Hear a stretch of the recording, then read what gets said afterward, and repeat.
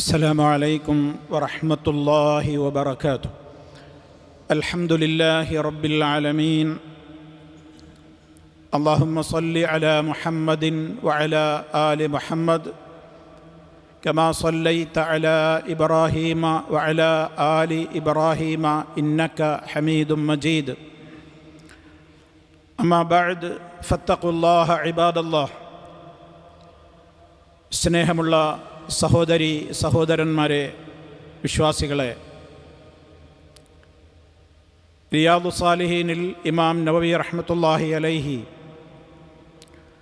നമ്മുടെ നിത്യജീവിതത്തിൽ ഏറെ ശ്രദ്ധിക്കേണ്ടുന്ന അനിവാര്യമായ ചില കാര്യങ്ങൾ, അവ എത്രയും ജീവിതത്തിൽ നിന്ന് പാടെ ഒഴിവാക്കേണ്ടതുമാണ്, നിഷിദ്ധവുമാണ്. അത്തരം കാര്യങ്ങളെ സംബന്ധിച്ചുള്ള മുന്നറിയിപ്പുകൾ വന്നിട്ടുള്ള ഹദീസുകളിലൂടെയാണ് ഇപ്പോൾ നമ്മുടെ അധ്യായം കടന്നുപോയിക്കൊണ്ടിരിക്കുന്നത്. കഴിഞ്ഞ ദർസിൽ റിയാഉമായി ബന്ധപ്പെട്ട്, അഥവാ മനുഷ്യരുടെ ജീവിതത്തിൽ സംഭവിച്ചുകൊണ്ടിരിക്കുന്ന മാരകമായ ഒരു മനോരോഗം, ഒരാൾക്കും മനസ്സിലാക്കാൻ സാധ്യമാകാതെ റഹ്മാനായ റബ്ബിൻ്റെ അടുക്കൽ അതിൻ്റെ വളരെ കൃത്യമായ ശിക്ഷകൾ എത്രത്തോളമാണ് എന്നൊക്കെ വിവരിക്കപ്പെട്ടിട്ടുള്ള, നമ്മുടെ എല്ലാവരുടെയും മനസ്സുകളെ പിടിച്ചു കുലുക്കേണ്ടുന്ന മാരകമായ ഒരു രോഗമാണ് റിയാ. അതുമായി ബന്ധപ്പെട്ടുകൊണ്ടുള്ള 2-3 ആയത്തുകൾ ഈ അധ്യായത്തിൻ്റെ തുടക്കത്തിൽ കഴിഞ്ഞ ദർസിലൂടെ നമ്മൾ മനസ്സിലാക്കുകയുണ്ടായി. ഇനി അതുമായി ബന്ധപ്പെട്ട ചില ഹദീസുകളിലേക്കാണ് ഇന്ന് നമ്മൾ പ്രവേശിക്കുന്നത്. വഅൻ അബീ ഹുറൈറത റളിയല്ലാഹു അൻഹു ഖാല സമിഅ്തു റസൂലല്ലാഹി സ്വല്ലല്ലാഹു അലൈഹി വസല്ലമ യഖൂൽ ഖാല അല്ലാഹു തആല അന അഗ്ന അശ്ശുറകാഇ അനിശ്ശിർകി മൻ അമില അമലൻ അശ്റക ഫീഹി മഈ ഗൈരി തറക്തുഹു വശിർകഹു. റവാഹു മുസ്ലിം റഹിമഹുല്ലാഹ്. കഴിഞ്ഞ ക്ലാസ്സിൽ നമ്മൾ മനസ്സിലാക്കി റിയാഇൻ്റെ ഗൗരവം ഖുർആൻ പറഞ്ഞത് എത്രത്തോളം നമ്മളത് ശ്രദ്ധിക്കേണ്ടതുണ്ട് എന്നതിനെ സംബന്ധിച്ച്. ഈ ഹദീസിൽ നബി സല്ലല്ലാഹു അലൈഹി വസല്ലമ മുന്നറിയിപ്പ് നൽകുകയാണ് റിയാഇനെ സംബന്ധിച്ച്. മഹാനായ സഹാബി അബൂ ഹുറൈറ റളിയല്ലാഹു തആല അൻഹു പറയുന്നു, അള്ളാഹുവിൻ്റെ റസൂൽ ഇപ്രകാരം പറയുന്നതായി ഞാൻ കേട്ടു. ഇനി പറയാൻ പോകുന്ന വാചകൻ നബി സല്ലല്ലാഹു അലൈഹി വസല്ലം തന്നെ പറഞ്ഞതാണ്. ഖാലല്ലാഹു തആല, അള്ളാഹു തആല പറഞ്ഞിരിക്കുന്നു. ഇപ്രകാരം ഒരു ഹദീസ് ആരംഭിക്കുമ്പോൾ ആ ഹദീസ് ഹദീസുൻ ഖുദ്സിയുൻ എന്നാണ് അറിയപ്പെടുന്നത്. സാന്ദർഭികമായി ഓർമ്മപ്പെടുത്തുന്നു എന്ന് മാത്രം. ഇത് നബി സല്ലല്ലാഹു അലൈഹി വസല്ലം തന്നെയാണ് പറയുന്നത്. അള്ളാഹു പറയുന്നു എന്ന് പറഞ്ഞുകൊണ്ടുള്ള ആമുഖം, അത് അള്ളാഹു തആല പറഞ്ഞ അതേ രൂപത്തിൽ നബി സല്ലല്ലാഹു അലൈഹി വസല്ലം പറയുന്നതാണ്. അപ്പോൾ അള്ളാഹു സുബ്ഹാനഹു വ തആല പറഞ്ഞിരിക്കുന്നു എന്ന് പറയുമ്പോൾ നമ്മൾ ഇത് ഇനി പറയാൻ പോകുന്ന ഭാഗം ഖുർആനിൽ തപ്പരുത്, ഖുർആനിലുണ്ട് എന്ന് വിചാരിക്കരുത്, അത് ആയത്താണ് എന്ന് ധരിക്കരുത്. നേരെ മറിച്ച് ഇത് ഹദീസാണ്. എന്നാൽ ഹദീസുൻ ഖുദ്സിയുൻ, വിശുദ്ധമായ ഹദീസ് എന്ന് പ്രത്യേകം. എല്ലാ ഹദീസും അള്ളാഹുവിൻ്റെ റസൂൽ സല്ലല്ലാഹു അലൈഹി വസല്ലമിൻ്റെ തിരുനാവിൽ നിന്ന് വന്നിട്ടുള്ള സർവ്വമൊഴികളും വിശുദ്ധമാണ്. പക്ഷേ ഇത് പ്രത്യേകിച്ച് ഖുദ്ദൂസായ അള്ളാഹു സുബ്ഹാനഹു വ തആലയുടെ ഒരു പ്രത്യേകമായ, അവൻ തന്നെ നേരിട്ട് പഠിപ്പിച്ചു തന്ന, നേരിട്ട് പറഞ്ഞു തന്ന എന്നൊക്കെയുള്ള ഗൗരവം സ്ഫുരിക്കുന്ന കാര്യങ്ങൾ അതിനുണ്ട്. അതുകൊണ്ടാണ് ആ ആമുഖത്തോടുകൂടെ പറയാണ് അള്ളാഹു തആല പറഞ്ഞിരിക്കുന്നു. ഇനി അള്ളാഹു പറയാണ്, എന്താ പറയുന്നത്? അന അഗ്ന ശുറകാഇ അനിശ്ശിർകി. അന, ഞാൻ, അഗ്ന ശുറകാഇ, പങ്കുകാരിൽ നിന്നൊക്കെ ധന്യനാണ്. ശുറക്കാ എന്ന് പറഞ്ഞാൽ നമുക്കറിയാം ശരീക്കുൻ, പാർട്ട്ണർ, പങ്കുകാരൻ എന്നൊക്കെയാണ് അതിൻ്റെ അർത്ഥം. ശരീക്ക് അതിൻ്റെ പ്ലൂരലാണ്, ബഹുവചനമാണ് ശുറക്കാ. അഗ്ന എന്ന് പറഞ്ഞാലോ ഗനിയ്, ഗനിയിൻ്റെയും അഫ്അലായ അഥവാ സൂപ്പർ അർത്ഥം കിട്ടുന്ന വേർഡാണ് അഗ്ന. ഇപ്പം ഖനിയ്യ് എന്ന് പറഞ്ഞാൽ തന്നെ എന്താണ്? ധന്യൻ, ധനവാൻ, ഐശ്വര്യവാൻ എന്ന അർത്ഥം. അഗ്ന എന്ന് പറഞ്ഞാലോ ഏറ്റവും ഏറ്റവും ധന്യവാനാണ് ഞാൻ. അള്ളാഹു പറയാണ്, ഞാൻ ഏറെ ഐശ്വര്യവാനാണ്, എനിക്കൊരാവശ്യമില്ലാത്ത നിരക്ക് ഞാൻ എല്ലാം തികഞ്ഞവനാണ്. എന്തില്ലെന്ന്? അശ്ശുറക്കായി അനിശ്ശിർക്കി. ഓരോ ശുറക്കാവ് ഇപ്പോൾ ഒരു കച്ചവടത്തിലാവട്ടെ, ഒരു ഫ്ലാറ്റിലാവട്ടെ, ഏതെങ്കിലും ഒരു കാര്യത്തിൽ മറ്റൊരാളും കൂടെ കൂറുണ്ടെങ്കിൽ ഏതൊരു പ്രവൃത്തി ചെയ്യണമെങ്കിലും അയാളോടും കൂടെ സമ്മതം ചോദിക്കണം, അയാളോടും കൂടെ ആ കാര്യത്തിൽ ഇടപെടിക്കണം, അയാളുടെ സമ്മതമുണ്ടാകണം, അയാൾക്കും വേണ്ടി കാത്തു നിൽക്കണം, അയാളുടേതായ അനുവാദം വേണം, പണം പാസ്സാവണമെങ്കിൽ ചെക്ക് ഒപ്പിടണം. അതിന് ആ രൂപത്തിലുള്ള സംവിധാനം കുറേ കാര്യങ്ങളുണ്ട് ഒരു ശുറക്കാകളുടെ കാര്യം നടത്തുമ്പോൾ. റഹ്മാനായ റബ്ബ് പറയാണ്, ശുറക്കാകൾക്ക് അങ്ങനെ ഒരു പാർട്ട്ണറുടെ ആവശ്യമുള്ള ആളുകളാണ് ലോകത്തെ എല്ലാവരും ഉള്ളത്. എല്ലാവർക്കും സഹായങ്ങൾ ആവശ്യമുണ്ട്, എല്ലാവർക്കും പങ്കാളിയെ ആവശ്യമുണ്ട്. ഞാനാവട്ടെ അന അഗ്ന ശുറക്കാഇ അനിശ്ശിർക്കി, എല്ലാ അർത്ഥത്തിലും എല്ലാ പങ്കിൽ നിന്നും ഞാൻ ഒഴിവാണ്. എനിക്കതിൻ്റെ ആവശ്യമില്ല, എനിക്കതിൻ്റെ ആവശ്യമില്ലാത്തത്ര ഞാൻ ആരാണ്? അഗ്ന. അഗ്ന, ഞാൻ ഏറെ ധന്യനാണ്, ഐശ്വര്യവാനാണ്. എനിക്ക് വേണ്ടി ചെയ്യാന്നുള്ളതല്ലാതെ എനിക്ക് വേണ്ടി ചെയ്യുന്നതിൽ വേറെ ആരെങ്കിലും ചേർത്താണ്ടല്ലോ ഞാനത് മുഴുവനാണ് തള്ളും. എനിക്കതിൻ്റെ ആവശ്യമില്ല. എന്തെങ്കിലും ചെയ്യുന്നുണ്ടോ അത് എനിക്ക് വേണ്ടി ചെയ്യണം. അതാണല്ലോ കഴിഞ്ഞ ആയത്തുകളിൽ നമ്മൾ പറഞ്ഞത്. ഒന്നാമത്തെ ആയത്തന്നെ എന്തായിരുന്നു? വമാ ഉമിറു ഇല്ലാ ലിയഅ്ബുദുല്ലാഹ മുഖ്ലിസീന ലഹുദ്ദീന ഹുനഫാ. അള്ളാഹുവിന് ഇബാദത്ത് ചെയ്യുമ്പോൾ അതിൽ വേറെ ആരെയും കൂറ് ചേർക്കരുത്, പങ്ക് ചേർക്കരുത്, വേറെ ആർക്കും കാണിക്കാൻ വേണ്ടിയാവരുത് എന്നൊക്കെ വളരെ ഗൗരവത്തോടെ നമ്മളത് വിശദീകരിച്ചപ്പോൾ പറഞ്ഞിട്ടുണ്ട്, നമ്മുടെ ഓർമ്മയിൽ വേണം. അതുകൊണ്ട് അള്ളാഹു സുബ്ഹാനഹു വ തആല പറയണേ, എനിക്കതിൻ്റെ ആവശ്യമില്ല, ഞാനത് ഇഷ്ടപ്പെടുന്നില്ല. ഞാൻ അതിൽ നിന്നൊക്കെ ലോകത്തുള്ള ശുറക്കാകൾക്കൊക്കെ അവരുടെ ശരീക്കിനെ ആവശ്യമുണ്ടാവും, എനിക്കതിൻ്റെ ആവശ്യമില്ല. അന അഗ്ന ശുറക്കാഇ അനിശ്ശിർക്കി, ശിർക്കിൽ നിന്ന് ഞാൻ ധന്യവാനാണ്, എനിക്കതിൻ്റെ ആവശ്യമില്ല. അതുകൊണ്ട് ഇനി കാര്യം പറയാൻ പോവുകയാണ്. അതിനാൽ മൻ അമില, ആരെങ്കിലും ചെയ്താൽ, മൻ അമില ആരെങ്കിലും ചെയ്താൽ, പ്രവർത്തിച്ചാൽ, അമലൻ വല്ല പ്രവൃത്തിയും, അശ്റക ഫീഹി മഈ ഗൈരി, അവൻ ആ പ്രവൃത്തിയിൽ എന്തു ചെയ്യുന്നു? അശ്റക ഫീഹി, അതിൽ അവൻ പങ്കു ചേർക്കുന്നു, മഈ എൻ്റെ കൂടെ, ഗൈരി ഞാനല്ലാത്തവരെ കൂടി അതിൽ പങ്കു ചേർക്കുന്നുണ്ടെങ്കിൽ, തറക്തുഹു ഞാൻ അവനെയും വെടിയുന്നതാണ്, വശിർക്കഹു അവൻ്റെ ശിർക്കിനെയും ഞാൻ വെടിയുന്നതാണ്. അവനെ തന്നെ ഞാൻ പരിഗണിക്കൂല, അവൻ ചെയ്ത പ്രവൃത്തിയും ഞാൻ പരിഗണിക്കൂല എന്ന് പറഞ്ഞാൽ, റിയാ ഒരാളുടെ പ്രവർത്തനത്തിൽ വന്നു കഴിഞ്ഞാൽ, മറ്റേ ഇബാദത്തിൻ്റെ ശിർക്കിനെ പറ്റി നമ്മൾ മുമ്പ് വിശദീകരിച്ചിട്ടുണ്ട്. ഇതല്ല, ഇത് ശിർക്കുൻ ഹഫിയുൻ എന്നാണ് ഇത് അറിയപ്പെടുന്നത് എന്നൊക്കെ നബി സല്ലല്ലാഹു അലൈഹി വസല്ലം പറഞ്ഞതൊക്കെ നമ്മൾ കഴിഞ്ഞ ക്ലാസ്സിൽ മനസ്സിലാക്കിയതാണ്. ഇതിന് ഖഫിയായ ശിർക്ക്, ഗോപ്യമായ ശിർക്ക്, ചെറിയ ശിർക്ക് എന്നാൽ ഇസ്ലാമിൻ്റെ മില്ലത്തിൽ നിന്ന് പുറത്തു പോകാത്ത നിലക്കുള്ള ശിർക്കാണ്, എന്നാൽ വളരെ ഗുരുതരമാണ്. അപ്പോൾ റിയാ, ഇപ്പോൾ ഉദാഹരണം, അള്ളാഹ്ക്ക് വേണ്ടി നിസ്കരിക്കുക തന്നെയാണ്. പക്ഷേ ആ നിസ്കരിക്കുമ്പോൾ അള്ളാഹ്ക്ക് വേണ്ടി തന്നെ നിസ്കരിക്കണമെന്നൊക്കെ എൻ്റെ മനസ്സിലുണ്ട്.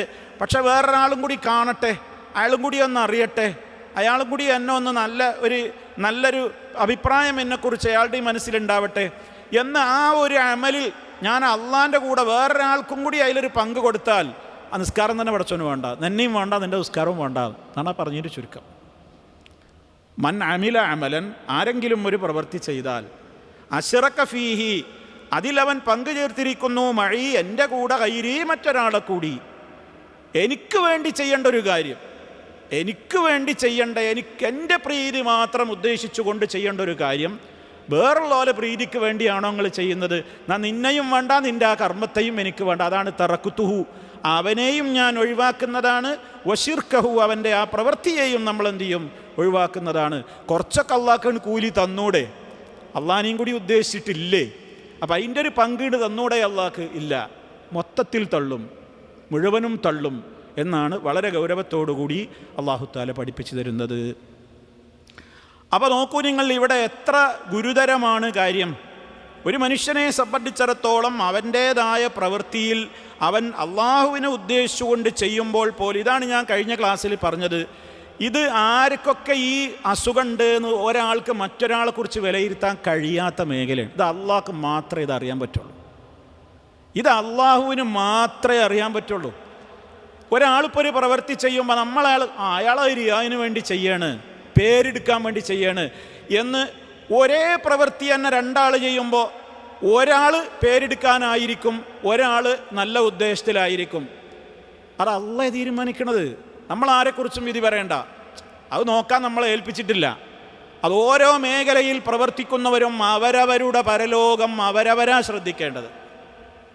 അതല്ലാതെ ഇതിന് നിവൃത്തിയൊന്നുമില്ല. കാരണം എന്താണെന്ന് ഞാൻ കഴിഞ്ഞ ക്ലാസ്സിൽ പറഞ്ഞു, ഇത് കൽബിൽ മാത്രമുള്ളൊരു സംഗതിയാണ്. കൽബ് കാണാൻ ആർക്ക് സാധിക്കും? ആർക്കാ അത് സാധിക്കുക? അത് സാധിക്കുന്നവൻ ആര് മാത്രമാണ്? ഇന്നല്ലാഹ അലീമും ബിദാത്തി സുദൂർ, സുദൂറുകളിലുള്ളത് നന്നായി അറിയുന്നവൻ അല്ലാഹ് മാത്രമാണ്. യഅലമു ഖായിനത്തൽ അയുനി വമാ തുഖ്ഫി സുദൂർ, നെഞ്ചകങ്ങളിൽ ഒളിപ്പിച്ചു വച്ചിട്ടുള്ള പരമരഹസ്യങ്ങളെപ്പോലും അറിയുന്നവൻ അല്ലാഹുവാണ്. മഹാനായ ഉമർ ഖത്താബ് റളിയല്ലാഹു തആല അൻഹു പോലും പറഞ്ഞു, നഹ്നു നഹ്കുമു ബിൽ ലവാഹിർ, നമ്മൾ ബാഹ്യമനുസരിച്ച് വിധിക്കുക. നമ്മളൊരു വിഷയത്തിൽ ബാഹ്യമായിട്ട് നമുക്ക് കാണുന്നത് എന്താണോ അതിനനുസരിച്ച് നമ്മൾ വിധി പറയുന്നു. വല്ലാഹു യതവല്ല സറായിർ, ഏത് വിഷയത്തിലും നമ്മളത് മനസ്സിലാക്കിക്കണം. വല്ലാഹു യതവല്ല സറായിർ, രഹസ്യങ്ങൾ എന്താണെന്നുള്ളത് അയാൾ ഉള്ള പടച്ചോനോട്ടായിക്കോട്ടെ, അത് അയാൾക്കേ അള്ളാഹുവിനെ അറിയുള്ളൂ. അത് റബ്ബാണ് ഏറ്റെടുക്കുന്നത്. അത് ഈ ലോകത്തല്ല. യൗമ തുബുല സറായിർ, നാളെ പരലോകത്തിൻ്റെ പ്രത്യേകത തന്നെ എന്താണ്? നാളെ മഹ്ശറിൻ്റെ പ്രത്യേകത തന്നെ എന്താണ്? യൗമ തുബുല സറായിർ, എല്ലാ രഹസ്യങ്ങളും വെളിച്ചത്തേക്ക് കൊണ്ടുവരപ്പെടുന്ന ദിവസമാണ്. വഹുസ്സില മാ ഫിസ് സുദൂർ, ഔ പരലോകത്തെക്കുറിച്ചല്ലേ പറയുന്നത്? വഹുസ്സില മാ ഫിസ് സുദൂർ, ഹൃദയങ്ങളിലുള്ളത് ഇങ്ങോട്ട് വെളിച്ചത്തേക്ക് കൊണ്ടുവരപ്പെടുന്ന ദിവസം. അഫലാ യഅലമു ഇദാ ബുഅ്സിറ മാ ഫിൽ ഖുബൂർ വഹുസ്സില മാ ഫിസ് സുദൂർ, അതൊക്കെ പരലോകത്താണ്. ഇവിടെ ഇതിന് സംവിധാനമല്ല. എനിക്ക് നിങ്ങളുടെ തൊട്ടടുത്തിരുന്ന് മുഖത്തേക്ക് നോക്കി ചിരിച്ചിരുന്നും കൊണ്ട് നിങ്ങളോട് പക വിദ്വേഷം എൻ്റെ മനസ്സിൽ അങ്ങനെ വെച്ചുകൊണ്ട് നടക്കാം. നിങ്ങൾക്ക് മനസ്സിലാവില്ല. എൻ്റെ മനസ്സിലുണ്ടെന്ന് എനിക്കറിയാം, പക്ഷെ അത് വേറൊരാൾക്ക് തിരിയൂല. ഇതാണ് മനുഷ്യ മനസ്സ് എന്ന് പറയുന്നത്. അപ്പോൾ ഇതാണ് ഞാൻ പറഞ്ഞതെന്ത്, റിയാഇൻ്റെ കാര്യമെന്ന് പറയുന്നത് ഒരു നൂൽപ്പാലമാണ്, തിരിയൂല. എപ്പോഴാത് കടന്നു വരിക, എപ്പോഴാണത് നമ്മുടെ അമലിലേക്ക് കടന്നു വരിക, എപ്പോഴാണത് നമ്മളെ നശിപ്പിക്കാന്ന് ഒരിക്കലും ഒരാൾക്കും പറഞ്ഞറിയിക്കാൻ പറ്റാത്തത്ര വളരെ മാരകമാണത്, വളരെ മാരകമാണ്. അള്ളാഹു കാത്ത് രക്ഷിക്കട്ടെ. സഹോദരങ്ങളെ, അത്ര ഗുരുതരമാണ് ആ വിഷയം. അപ്പം അതുകൊണ്ട് തന്നെ ഇനി നബി സല്ലല്ലാഹു അലൈഹി വസല്ലം ഇത് വളരെ ഗൗരവത്തോടുകൂടെ ഈ വിഷയം പറയുകയാണ്. അതിനെക്കുറിച്ച് പണ്ഡിതന്മാർ കൃത്യമായി തന്നെ നമ്മളോട് മുന്നറിയിപ്പ് നൽകി. എന്ത്? നിൻ്റെ ജീവിതത്തിൽ നീ ശ്രദ്ധിച്ചോളൂ. കാരണം മനുഷ്യൻ്റെ പ്രവർത്തനങ്ങളെ ശൈത്താൻ എപ്പോഴും ബാത്തിലാക്കുവാൻ ശ്രമിക്കുന്നത് കൊണ്ട് രണ്ട് കാര്യങ്ങൾ എപ്പോഴും നമ്മുടെ മനസ്സിൽ വേണം. ഒന്ന്, ഏതൊരു ഇബാദത്തിന് ഒരുങ്ങുന്നതിൻ്റെ മുമ്പും മനുഷ്യനോട് ആദ്യം ശൈത്താൻ പറയുന്നത് നീ അത് ചെയ്യണ്ടെന്ന് പറയും ശൈത്താൻ മനുഷ്യനോട്. ഒരു മനുഷ്യനെ സൽക്കർമ്മത്തിൽ നിന്ന് മാറ്റി നിർത്തുവാൻ ശൈത്താൻ സ്വീകരിക്കുന്ന ഒന്നാമത്തെ മാർഗം എന്താണ്? ആദ്യം തർക്കുൽ അമലെന്ന് പറയും. ഒരമൽ നീ ചെയ്യണ്ട. ഇനി നീ അത് ചെയ്യുകയാണെങ്കിലോ ശൈത്താൻ അവിടെ പരാജയപ്പെട്ടല്ലോ, നീ ആ പ്രവൃത്തി ചെയ്യുകയാണല്ലോ, എങ്കിൽ അവൻ ചെയ്യുന്ന മാർഗമാണ് ദഅഹു ഇല റിയാഇ ഫീഹി, നീ ആ ചെയ്യുന്ന കർമ്മം സ്വീകരിക്കപ്പെടാതാകുന്ന വിധത്തിൽ നിന്റെ മനസ്സിൽ റിയാ തോന്നിപ്പിക്കും. സുബ്ഹാനല്ലാഹ്, റിയാ തോന്നിപ്പിക്കും. ഫൈദാ വജദ മിൻഹു ഇഖ്ലാസൻ, ഇഖ്ലാസോടുകൂടി തന്നെ അവൻ പ്രവർത്തിക്കുകയാണെന്ന് കണ്ടാൽ പിന്നെ അവൻ്റെ മനസ്സിൽ തോന്നിപ്പിക്കുവത് ഇത്തരത്തിലുള്ള കാര്യങ്ങളൊക്കെ നീ ചെയ്യാതിരിക്കലാണ് നിനക്ക് നല്ലത്. കാരണം ഇതിലൊക്കെ റിയാ വരാൻ സാധ്യത ഉണ്ട്. അതുകൊണ്ട് ഇനി നീ ഇത്തരം കാര്യങ്ങളൊന്നും ചെയ്യണ്ട, അതും അപകടമാണ്. എത്ര വളരെ കൃത്യമായിട്ട് നമ്മൾ മനസ്സിലാക്കേണ്ടുന്ന മാരകമായ, ആർക്കും അറിയാൻ കഴിയാത്തൊരു രോഗമാണിത്. അതല്ലേ ഹൃദയത്തിൻ്റെ പ്രത്യേകത. അതുകൊണ്ടാണ് നമ്മുടെ കണ്ണിൽ ഏറ്റവും നല്ല തങ്കപ്പെട്ട പ്രവർത്തനങ്ങൾ ചെയ്ത മനുഷ്യർ പോലും പരലോക കോടതിയിൽ നരകത്തിലേക്ക് വലിച്ചെറിയപ്പെടുന്നത്. ഇൻഷാ അല്ലാഹ് ആ ഹദീസിലേക്കാണ് ഇനി കടക്കാൻ പോകുന്നത്. ഈ ഹദീസ് പറയുമ്പോൾ മഹാനായ അബൂ ഹുറൈറ റളിയല്ലാഹു തആല അൻഹു 2-3 തവണ ബോധരഹിതനായിട്ടുണ്ട് എന്നാണ് ചരിത്രം രേഖപ്പെടുത്തുന്നത്. ഏത് ഹദീസ്? ഞാൻ ഇനി പറയാൻ പോകുന്ന ഈ ഹദീസ്. ഇത് പറയുമ്പോൾ 2-3 തവണ ബോധരഹിതനായി എന്ന്. അതിൻ്റെ ഗൗരവം മനസ്സിലാക്കാനായി പറയുന്നത്. ഇതെല്ലാവരെയും ബാധിക്കുന്നതാണ്. ഓരോ മനുഷ്യർ പ്രവർത്തിക്കുന്ന ഓരോ മേഖലകൾ, ആ മേഖലയിൽ ഞാൻ നേരത്തെ പറഞ്ഞു വളരെ ഗൗരവമായ വിഷയങ്ങൾ പറയാൻ പോകുകയാണ്. വഅൻഹു എന്ന് പറഞ്ഞാൽ ആരാണ്? അബൂ ഹുറൈറ റളിയല്ലാഹു അൻഹു തന്നെ. ഒന്നാമത്തെ ഹദീസ് ആരാ ഉദ്ധരിച്ചത്? അബൂ ഹുറൈറ റളിയല്ലാഹു അൻഹു. അതുകൊണ്ട് പിന്നെ രണ്ടാമത് വീണ്ടും വഅൻ നബി ഹുറൈറ എന്ന് പറയുന്നില്ല. പിന്നെന്താ പറയുന്നത്? വഅൻഹു റളിയല്ലാഹു അൻഹു. അബൂ ഹുറൈറ റളിയല്ലാഹു അൻഹുവിൽ നിന്ന് തന്നെ ഉദ്ധരിക്കപ്പെടുന്നു. എൻ്റെ ആമുഖം ഞാൻ പറഞ്ഞല്ലോ. ഇത് പറയുമ്പോൾ മഹാനവറുകൾ ഒരുപാട് വിഷമം സഹിച്ചിട്ടുണ്ട് എന്ന് പറഞ്ഞാൽ പേടിച്ചിട്ടേ, അല്ലാത്ത ഭയം. ഈ ഹദീസ് റിപ്പോർട്ട് ചെയ്യുമ്പോൾ പോലും ഭയന്ന് വിറച്ചുകൊണ്ടാണ് ഈ ഹദീസ് റിപ്പോർട്ട് ചെയ്തത്. അങ്ങനത്തെ കാര്യങ്ങളാണ് പറയാൻ പോകുന്നത്. നമ്മൾ ധാരാളമായി പ്രസംഗങ്ങളിൽ കേട്ടതാണ്. പക്ഷേ അതിൻ്റെ ഓരോ പദങ്ങളിലൂടെയും നമ്മളതിനെ മനസ്സിലാക്കണം. അദ്ദേഹം പറയാണ്, സമിഅ്തു റസൂലല്ലാഹി സ്വല്ലല്ലാഹു അലൈഹി വസല്ലമ യഖൂൽ, അള്ളാഹുവിൻ്റെ റസൂൽ പറയുന്നതായി, ഇപ്രകാരം പറയുന്നതായി ഞാൻ കേട്ടിരിക്കുന്നു. ഇന്ന അവ്വലന്നാസി യുഖ്ദാ യൗമൽ ഖിയാമത്തി അലൈഹി റജുലുൻ ഇസ്തുഷ്ഹിദ ഫഉതിയ ബിഹി ഫഅറഫഹു നിഅമതഹു ഫഅറഫഹാ ഖാല ഫമാ അമിൽത ഫീഹാ ഖാല ഖാതൽതു ഫീക ഹത്ത ഇസ്തുഷ്ഹിദ്തു ഖാല കദബ്ത ولكنك قاتلت لأن يقال جريء فقد قيل ثم أمر به فسحب على وجهه حتى ألقي في النار. ഒന്നാമത്തെ പാർട്ടാണത്. അള്ളാഹുവിൻ്റെ റസൂൽ പറയാണ്, തീർച്ചയായും അവ്വലന്നാസി, ജനങ്ങളിൽ ഒന്നാമത്തെ വ്യക്തി, ജനങ്ങളുടെ കൂട്ടത്തിൽ ആദ്യ വിഭാഗം. യുഖ്ള, ഏത് വിഭാഗം ആളുകളെ കുറിച്ചാണ് പറയുന്നത്? എങ്ങനെയുള്ളതിൽ ആദ്യ വിഭാഗം? യുഖ്ള യൗമൽ ഖിയാമത്തി അലൈഹി, അഥവാ അവൻ്റെ പേരിലാണ് ആദ്യം വിധി ഇവിടെ നടക്കുക. കർമ്മരംഗത്ത് ആദ്യമായി ഒരു മനുഷ്യനെ സംബന്ധിച്ചിടത്തോളം ആദ്യ വിചാരണക്ക് എടുക്കുന്ന വിഭാഗം ആളുകളായിരിക്കും ഇത്. യുഖ്ള അലൈഹി യൗമൽ ഖിയാമ, അതാണ് യുഖ്ള യൗമൽ ഖിയാമത്തി അലൈഹി എന്നുള്ളത്. അലൈഹി പുറത്ത് വന്നുകൊണ്ട് നമുക്ക് കൺഫ്യൂഷൻ വേണ്ട, ഉദ്ദേശം ഒന്നാണ്. അവൻ്റെ കാര്യമാണ് ആദ്യ തീരുമാനം എടുക്കുക. യുഖ്ള എന്ന് പറഞ്ഞാൽ അവൻ്റെ കാര്യത്തിലാണ് ആദ്യം പരലോക കോടതിയിൽ വിചാരണയും വിധിയൊക്കെ ഉണ്ടാകുന്നത്. എന്താണ് ആ മനുഷ്യൻ്റെ പ്രത്യേകത? റജുലുൻ, ഒരു മനുഷ്യൻ. ഉസ്തുഷ്ഹിദ, അയാൾ എന്ത് ചെയ്തു? ഷഹീദായിട്ടുണ്ട്. അദ്ദേഹം രക്തസാക്ഷിയായിരിക്കുന്നു. ഫഉതിയ ബിഹി, അള്ളാഹുവിൻ്റെ കോടതിയിൽ കൊണ്ടുവരപ്പെട്ടിരിക്കുന്നു. മഹ്ശറിൽ കുല്ലുഹും ആതീഹി യൗമൽ ഖിയാമത്തി ഫർദ, എല്ലാവരും ഒറ്റക്കൊറ്റക്കാണ് റബ്ബിൻ്റെ കോടതിയിൽ വിചാരണക്ക്. അവിടെ ആരും വക്കീലും പിന്നെ അംഗരക്ഷകരും പരിചാരകരും ഗ്രൂപ്പും പാർട്ടിയും ഒന്നുമില്ല. ഒറ്റക്ക് റബ്ബിൻ്റെ കോടതിയിൽ എത്തിയിരിക്കുകയാണ്, അവിടെ കൊണ്ടുവരപ്പെട്ടിരിക്കുന്നു.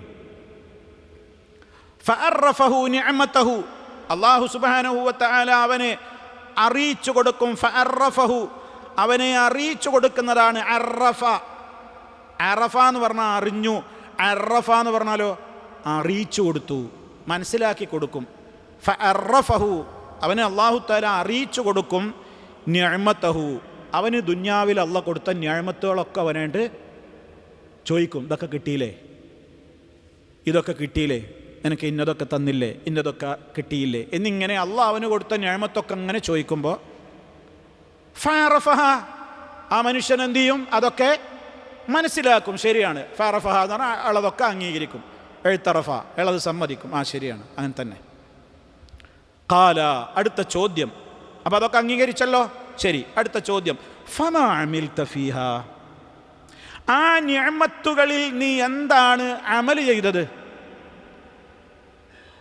ആ നിഅമത്ത് കിട്ടിയിട്ട് നീ എന്താണ് പ്രവർത്തിച്ചത്? ഖാല, അദ്ദേഹം പറയും, ഖാതൽതു ഫീക, ഷഹീദല്ലേ, ഖാതൽതു ഫീക, ഞാൻ നിന്റെ മാർഗത്തിൽ യുദ്ധം ചെയ്തു, പോരാടി. ഹത്തസ്തുഷ്ഹിത്തു, പോരാടിയത് മാത്രമല്ല, ഞാൻ ഷഹീദായി. ഷഹീദായി എന്ന് പറഞ്ഞാൽ പിന്നെ ജീവൻ കിട്ടിയിട്ടില്ലല്ലോ, മരണം വരിച്ചു, രക്തം ചിന്തി ഞാൻ മരണം വരിച്ചു, അതാണല്ലോ ഷഹീദ്. അങ്ങനെ ഞാൻ ഷഹീദായി.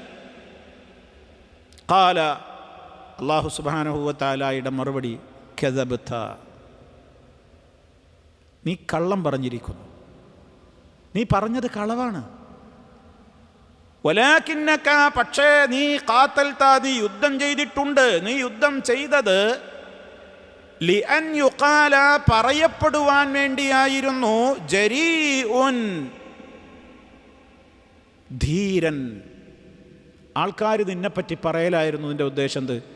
എന്താ ധൈര്യം, എടുത്തു ചാടി പോരാടി ജയിച്ച് വളരെ ജീവൻ പോലും ബലിയർപ്പിച്ചില്ലേ, ഷഹീദാണെന്ന് ആളുകൾ എന്നെക്കുറിച്ച് ഇങ്ങനെ പറയണം. ഫഖദ് ഖീല, അത് പറയപ്പെട്ടു, അത് ഭൂമിയിൽ പറയപ്പെട്ടു. എത്ര ആൾ വിളിച്ചു ഷഹീദാണ്, ശുഹദായാണ്, ഒരുപാട് പറഞ്ഞില്ലേ, ആൾക്കാർ പറഞ്ഞില്ലേ, അത് കഴിഞ്ഞു, അതവിടെ പറയപ്പെട്ട് കഴിഞ്ഞു. സുമ്മ ഉമിറ ബിഹി, പിന്നീട് ആ വ്യക്തിയുടെ കാര്യത്തിൽ കൽപ്പിക്കപ്പെടും.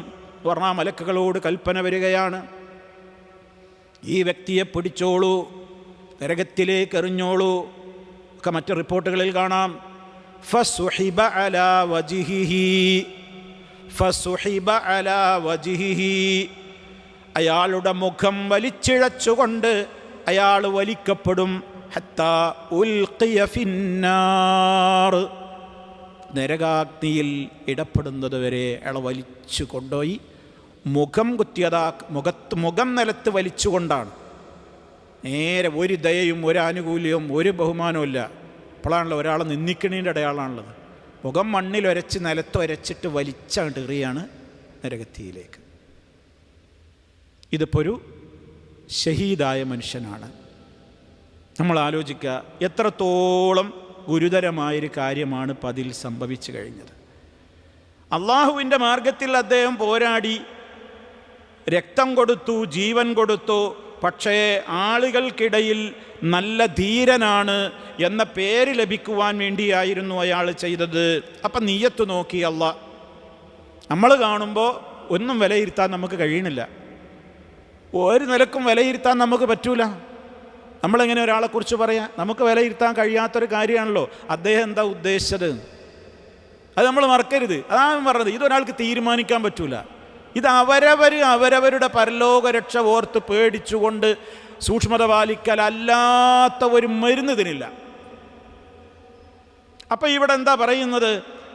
അള്ളാഹുവിൻ്റെ മാർഗത്തിലുള്ള പോരാട്ടമാണ് ഉദ്ദേശിച്ചതെങ്കിൽ നബി സല്ലല്ലാഹു അലൈഹി വസല്ലം പറഞ്ഞിട്ടുണ്ട്, അള്ളാഹുവിൻ്റെ മാർഗത്തിൽ പോരാടുന്നു എന്ന് പറയുന്ന ആളുകളുടെ കൂട്ടത്തിൽ പല ലക്ഷ്യത്തിന് പോരാടുന്ന ആളുകളുണ്ട്. അത് പണ്ഡിതന്മാർ പറയാണ്, ഫൽ മുഖാത്തിലൂന ഫീ സബീലില്ലാ ലഹും നവായ മുതഅദ്ദിദ, പല നിയ്യത്തുകൾ ഉണ്ടാവും ആളുകൾക്ക്. ഫമൻ ഖാതല ലിതകൂന കലിമത്തുല്ലാഹി ഹിയൽ ഉൽയാ ഫഹുവ ഫീ സബീലില്ലാ. ആര് അള്ളാഹുവിൻ്റെ വചനം ഇവിടെ ഉയർന്നു കാണണം, അള്ളാഹുവിൻ്റെ വചനം ഇവിടെ ജ്വലിച്ച് നിൽക്കണം, അതിന് വിജയമുണ്ടാകണം, അതിനെ തകർക്കാൻ ഇവിടെ ആരെയും സമ്മതിക്കുകയില്ല എന്ന ലക്ഷ്യത്തെ മുൻനിർത്തിക്കൊണ്ടാണ് പോരാടുന്നതെങ്കിൽ ഫഹുവ ഫീ സബീലില്ലാ, അവൻ അള്ളാഹിൻ്റെ മാർഗത്തിലുള്ള പോരാട്ടമാണ്. അതാണ് ഷഹീദ്, അതാണ് ഷഹീദ്. റബ്ബിൻ്റെ അടുക്കൽ പരിഗണിക്കപ്പെടുന്ന ഷഹീദ് അതാണ്. അമൻ ഖാതല വതനിയതൻ, ദേശീയതയ്ക്ക് വേണ്ടി ഒരാൾ പോരാടുകയാണ്, ദേശത്തിന് വേണ്ടി ഞാൻ മരിക്കുന്നു. അവയുടെ മനസ്സിൽ ദേശത്തിന് വേണ്ടി മരിക്കുന്ന ഒരു ദേശഭക്തൻ എന്ന പേരാണോ അയാൾ ഉദ്ദേശിക്കുന്നത്? അവിടെ നിയ്യത്ത് പ്രധാനമാണ്. അങ്ങനെ കൊല്ലപ്പെട്ടാലും അയാൾ അള്ളാൻ്റെ അടുക്കൽ ഷഹീദാവൂല. നേരെ മറിച്ച് എൻ്റെ രാജ്യത്തുള്ള ജനതയെ ഒറ്റിക്കൊടുക്കാനും എൻ്റെ രാജ്യത്തുള്ള മുസ്ലിമീങ്ങൾക്ക് എൻ്റെ രാജ്യത്തുള്ള ജനതയുടെ സ്വൈരം കെടുത്താനും അവരെ അനുവദിക്കുകയില്ല ഇസ്ലാമിൻ്റെ ശത്രുക്കൾക്ക്. അതുകൊണ്ട് എൻ്റെ രാജ്യത്ത് ഇസ്ലാമികമായ സ്വാതന്ത്ര്യമുണ്ടാകണം, ആ രൂപത്തിൽ ജീവിക്കാൻ സാധിക്കണം എന്നൊക്കെ ഉദ്ദേശിച്ചുകൊണ്ട് ഒരു ദേശസമരത്തിൽ പങ്കെടുത്തുകൊണ്ടാണ് ഒരാൾ മരണം വരിക്കുന്നതെങ്കിൽ അയാൾക്ക് ഷഹീദിൻ്റെ കൂലി കിട്ടും. ഒരേ കാര്യം തന്നെ നമുക്ക് വിലയിരുത്താൻ പറ്റൂല എന്ന് പറയുന്നത് ഇതാണ്. ഇപ്പോൾ ഒരു ദേശത്തിൻ്റെ കാര്യത്തിൽ ഒരാൾ ദേശീയ ഇതിൽ പങ്കെടുത്ത ഒരാളെ സംബന്ധിച്ച് അയാൾക്ക് ഒരു കൂലിയില്ല എന്ന് നമുക്ക് പറയാൻ പറ്റുമോ? പടച്ചോൻ തീരുമാനിക്കും അവിടെ അയാൾ എന്താ അയാളെ ലക്ഷ്യം.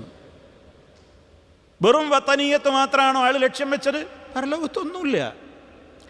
അതേപോലെ തന്നെ വമൻ ഖാതല ഹമിയതൻ അലാ ഖൗമിഹി ഫഹുവ ഫീ സബീലി ത്വാഗൂത്ത്, ശൈത്താൻ്റെ മാർഗത്തിലുള്ള യുദ്ധമായിട്ട് മാറുമ്പോൾ ഒരാൾ തൻ്റെ ജനതയ്ക്ക് വേണ്ടി പോരാടുകയാണ്. അവിടെ ഒരു വർഗീയത മാത്രമേ ഉള്ളൂ, ജനവികാരം മാത്രം. അത് നേരോ നേറിയാനൊന്നും നോക്കണില്ല. എൻ്റെ ആൾക്കാർക്ക് വേണ്ടിയിട്ട് ഞാനിങ്ങനെ പോരാടുകയാണ്. അവിടെ അതിൽ വേറൊന്നും ഞാൻ നോക്കുന്നില്ല. അവിടെ അള്ളാഹുവിൻ്റെ പൊരുത്തോ, അള്ളാഹു എന്നോട് പറഞ്ഞതാണ് എൻ്റെ കുടുംബത്തെ, എൻ്റെ കുടുംബത്തിൻ്റെ മാനം കാക്കൽ എൻ്റെ കർത്തവ്യമാണ്. അതൊക്കെ മറ്റ് വിഷയങ്ങളാണ്. ആ രൂപത്തിലുള്ള കാര്യങ്ങളല്ല പറയുന്നത്. അതേ അവസരത്തിൽ വെറും അവിടെ ജനങ്ങൾക്കിടയിൽ ആ നിലക്കുള്ള ഒരു പേരുദ്ദേശിച്ചു കൊണ്ടാണ് ഒരാൾ കൊല്ലപ്പെടുന്നതെങ്കിൽ, ഐഹികമായ ആ നിലക്കുള്ള ലക്ഷ്യങ്ങൾ മാത്രമാണ് ഒരാൾക്കുള്ളതെങ്കിൽ അയാളെ സംബന്ധിച്ചിടത്തോളം അയാൾ ഷഹീദായിട്ട് അള്ളാഹുവിൻ്റെ അടുക്കൽ പരിഗണിക്കപ്പെടുകയില്ല. മറിച്ച് ആ പ്രവൃത്തി ചെയ്യുന്നവരിലും ഉണ്ടാകും നല്ല ഉദ്ദേശമുള്ള ആളുകൾ. അവരെ നമുക്ക് അക്കൂട്ടൽ വിധി എഴുതാൻ കഴിയുകയില്ല. അതായത് ഈ വിഷയത്തിൽ എപ്പോഴും നമ്മൾ വളരെ ശ്രദ്ധിക്കണം എന്ന് ഓർമ്മപ്പെടുത്തുന്നത്. ഇനി രണ്ടാമത്തെ വിഷയം ഏതാണ്? വറജുലുൻ. സുബ്ഹാനല്ലാഹ്, നമ്മെപ്പോലെയുള്ള പൊതുരംഗത്ത് പ്രവർത്തിക്കുന്ന എല്ലാ ആളുകൾക്കും ബാധകമായ കാര്യമാണ്. വറജുലുൻ, ഒരു വ്യക്തി തഅല്ലമൽ ഇൽമ. അപ്പോൾ ഇവിടെ നോക്കൂ നിങ്ങൾ, ഷഹീദ് എന്ന് പറഞ്ഞാൽ ആരാ? നമ്മൾ പറഞ്ഞിങ്ങനെ പോവുക. ഷഹീദ് എന്ന് പറഞ്ഞാൽ വാസ്തവത്തിൽ ആരാണ്? അദ്ദേഹത്തിന് സ്വർഗത്തിൽ എത്രയാ പദവി? അത്യുന്നതമായ പദവിയാണ്. അത്യുന്നതമായ പദവി ഉണ്ട് എന്ന് മാത്രമല്ല, ഒരുപാട് ആളുകളെ സ്വർഗത്തിലേക്ക് പ്രവേശിപ്പിക്കുവാൻ മുഅ്മിനീങ്ങളായ ആളുകൾക്ക് വേണ്ടി റബ്ബിൻ്റെ അടുക്കൽ ശുപാർശ പറയുവാൻ വരെ അനുവാദം നൽകപ്പെടുന്ന ലോകമാണ് മഹ്ശർ. അത്ര പദവി കിട്ടുന്ന ആളുകളാണ് ശുഹദാക്കൾ. പക്ഷേ അവർ നിഷ്കരുണം നരകത്തിലേക്ക് എറിയപ്പെടുകയാണ്. നമ്മൾ നോക്കിക്കാണുമ്പോൾ ഒരു കുഴപ്പമില്ല. കുഴപ്പം തീരുമാനിച്ചത് പരലോകത്തുനിന്ന് മാത്രമാണ്. ഇവിടെയുള്ള ആൾക്കാരെ പോലെ ഷഹീദ് എന്ന് വിളിച്ചു, ശുഹദാ എന്ന് പറഞ്ഞു. പക്ഷേ പരലോകത്തെത്തി നോക്കുമ്പോൾ ഇതാണ് അവസ്ഥ. കാരണം അവിടെയാണ് ഞാൻ നേരത്തെ പറഞ്ഞ വിഷയങ്ങൾ ഓർക്കേണ്ടത്.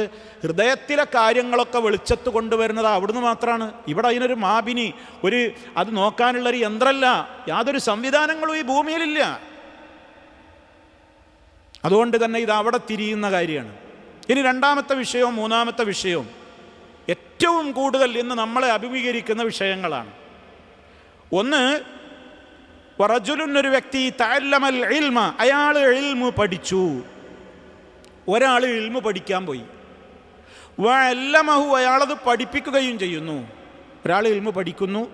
അപ്പോൾ ആ പഠനം, ഒരാൾ പഠിക്കുമ്പോൾ തന്നെ എന്തായിരിക്കണം അയാളുടെ ലക്ഷ്യം എന്നുള്ളിടത്തോളം കാര്യങ്ങൾ പ്രധാനമായി. ഒരാൾ വെറും സർട്ടിഫിക്കറ്റ് കിട്ടാനും ആ നിലക്ക് ഉള്ള ഒരു കാര്യത്തിനും വേണ്ടി മാത്രമാണ് പഠിക്കുന്നതെങ്കിലോ ആ പഠനം കൊണ്ട് അള്ളാഹുവിൻ്റെ അടുക്കൽ പ്രത്യേക കൂലിയൊന്നും അവന് കിട്ടൂല. അതേ അവസരത്തിൽ ഒരാൾ സർട്ടിഫിക്കറ്റ് ആഗ്രഹിച്ചാരിയാവോ? തെറ്റാകുമോ? ഇല്ല. കാരണം എന്താ?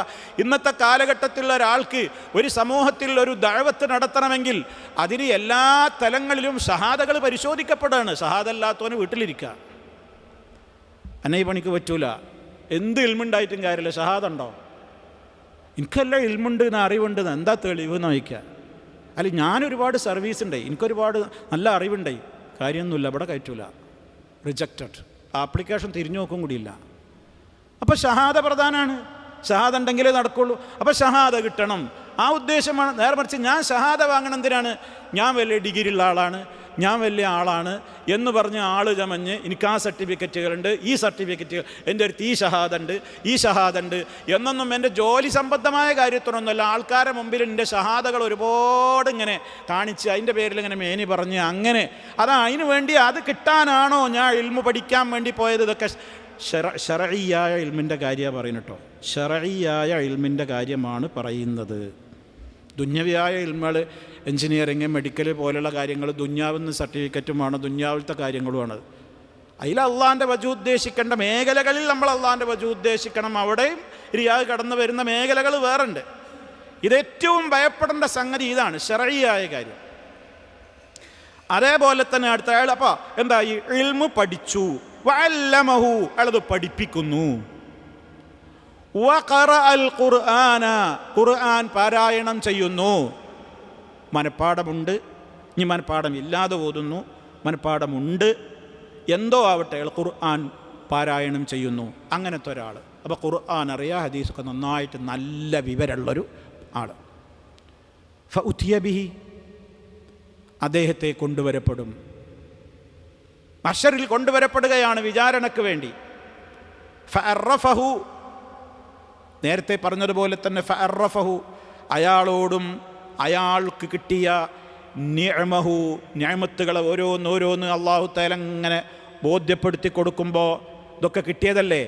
ഫഅറഫഹ അയാൾ പറയാം, അയാൾക്കത് മനസ്സിലായി, അയാളത് സമ്മതിക്കും, ശരിയാണ്, ഞാൻ പഠിച്ചിട്ടുണ്ട്, ഞാൻ പഠിപ്പിച്ചിട്ടുണ്ട്, മനഃപ്പാഠമാക്കിയിട്ടുണ്ട്, അല്ലെങ്കിൽ ഖുർആൻ പഠിച്ചിട്ടുണ്ട്, ഖുർആൻ പാരായണം ചെയ്തിട്ടുണ്ട്. അങ്ങനെ എന്തൊക്കെയാണോ ആ ചോദ്യത്തിൻ്റെ ഒക്കെ സമ്മതിച്ചു കൊടുക്കും. അടുത്ത ചോദ്യം ഖാല ഫമാ അമിൽത ഫീഹ, എന്നിട്ട് നീ ആ പഠിച്ചതുകൊണ്ട് എന്താ ചെയ്തത്? ആ പഠിച്ച ഇൽമനുസരിച്ച് നീ എന്താണ് പ്രവർത്തിച്ചത്? നീ എന്താണ് ചെയ്തത്? ഖാല അദ്ദേഹം പറയുകയാണ്, തഅല്ലംതുൽ ഇൽമ, ഞാൻ ഇൽമു പഠിച്ചു, വഅല്ലംതുഹു, ഞാനത് പഠിപ്പിക്കുകയും ചെയ്തു, വഖറഅതു ഫീക, നിന്റെ പൊരുത്തം ഉദ്ദേശിച്ചുകൊണ്ട് ഞാൻ പാരായണം ചെയ്യുകയും ചെയ്തു, അൽ ഖുർആന, ഖുർആൻ. ഖാല കദബ്ത, നീ കളവ് പറഞ്ഞിരിക്കുന്നു. കണ്ടോ, മനസ്സ് നോക്കിയ റബ്ബ് പറഞ്ഞു നീ കളവ് പറഞ്ഞിരിക്കുന്നു. ഇതുവരെ ആർക്കും തിരിഞ്ഞില്ല, ഒരൊറ്റ മനുഷ്യന് തിരിഞ്ഞില്ല ഭൂമിയിൽ നിന്ന്. പക്ഷെ അള്ളാഹ്ക്ക് മനസ്സിലായി. അള്ളാഹ്ക്ക് ദുന്യാവെന്ന് തന്നെ അറിയാം, പക്ഷെ പരലോക കോടതിയിൽ അവിടെ വെച്ച് അത് അപ്പോഴാണല്ലോ അത് വെളിച്ചത്തേക്കണ് വരല്ലേ. അപ്പോൾ ചോദിക്കുകയാണ്, കദബ്ത, നീ കള്ളമാണ് പറഞ്ഞത്, വലാകിന്നക തഅല്ലംത, എന്നാ പിന്നെ നീ പഠിച്ചും പഠിപ്പിക്കുകയൊക്കെ ചെയ്തു എന്നുള്ളതല്ല കള്ളത്തരം. നീ പഠിച്ചു, ലിയുഖാല, നീ പഠിച്ചതെന്തിനാണ്? പറയപ്പെടാൻ. ആലിമുൻ, ആലിമാണ്, അയാളല്ല പണ്ഡിതനാണ്, അയാളെ സ്കോളറാണ്, അല്ലാമയാണ്, അല്ലാമ, ഇന്ന ഷെയ്ഖാണ്, ഇന്ന ഉസ്താദാണ്, ഇന്ന മുദർരിസാണ്, ഇന്ന കഴിവുള്ളയാളാണ് എന്നിങ്ങനെ ആ നിലക്ക് വിളിക്കപ്പെടലും അറിയപ്പെടലും പേര് പറയലും ജനങ്ങൾക്കിടയിൽ ജനങ്ങളൊക്കെ എന്നെ ആദരിച്ച് ബഹുമാനിച്ച് എന്നെ പ്രശംസിച്ച് അങ്ങനെ നടക്കണം എന്നായിരുന്നു നീ ചിന്തിച്ചത്. വഖറഅതൽ ഖുർആന, നീ ഖുർആൻ പാരായണം ചെയ്തു, ചെയ്തില്ല എന്ന് പറയുന്നില്ല. വഖറഅതൽ ഖുർആന, നീ ഖുർആൻ പാരായണം ചെയ്യുകയും ചെയ്തു, ലിയുഖാല, പറയപ്പെടാൻ വേണ്ടിയായിരുന്നു, ഹുവ ഖാരിഉൻ, ആ നല്ല കാരി ആട്ടോ. എന്താ ഓത്ത്, ആ ഓത്തിനൊക്കെ വെച്ച് വെക്കാൻ ആർക്കും കഴിയില്ലട്ടോ, നിന്നു പോകട്ടോ.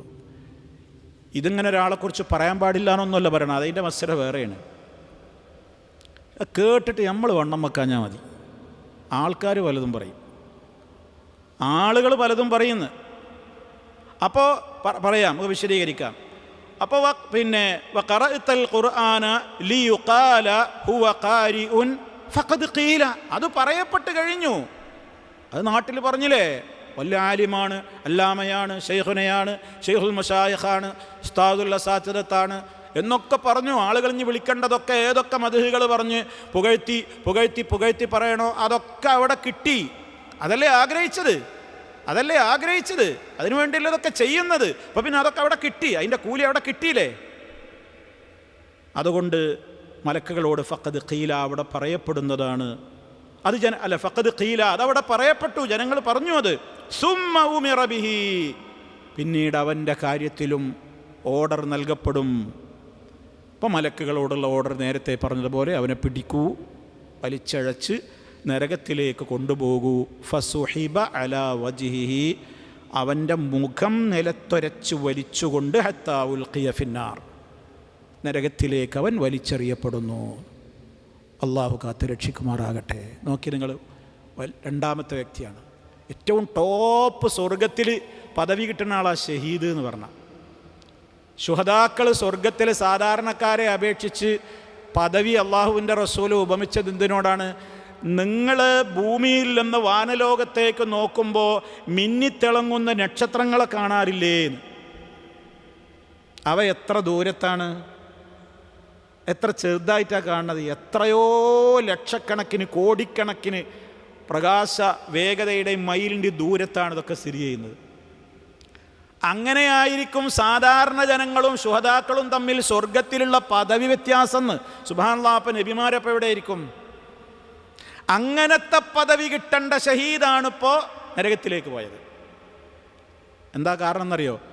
ദുന്യാവുന്ന ഒരാൾക്കും തുറന്നാലും ഓപ്പറേറ്റ് ചെയ്താലും കാണാൻ പറ്റാത്ത കാര്യം അറിയുന്ന റഹ്മാനായ റബ്ബ് അതിൻ്റെ വിധി അവിടെ പറഞ്ഞു കഴിഞ്ഞു. നരകത്തിലേക്ക് വലിച്ചെറിയപ്പെട്ടു. അതാരൊക്കെയെന്ന് പരലോക കോടതിയിൽ നിന്ന് ബോധ്യമാവും. അത് ഓരോരുത്തരും എൻ്റെ കാര്യത്തിൽ ഞാൻ സൂക്ഷിക്കുക, വേറൊരാളുടെ കാര്യത്തിൽ അയാൾ ശ്രദ്ധിക്കലേ പറ്റുള്ളൂ, എൻ്റെ കാര്യം ഞാൻ ശ്രദ്ധിക്കലേ പറ്റുള്ളൂ. ഇതിൽ വേറൊരാൾക്ക് ഇടപെടാൻ കഴിയൂല.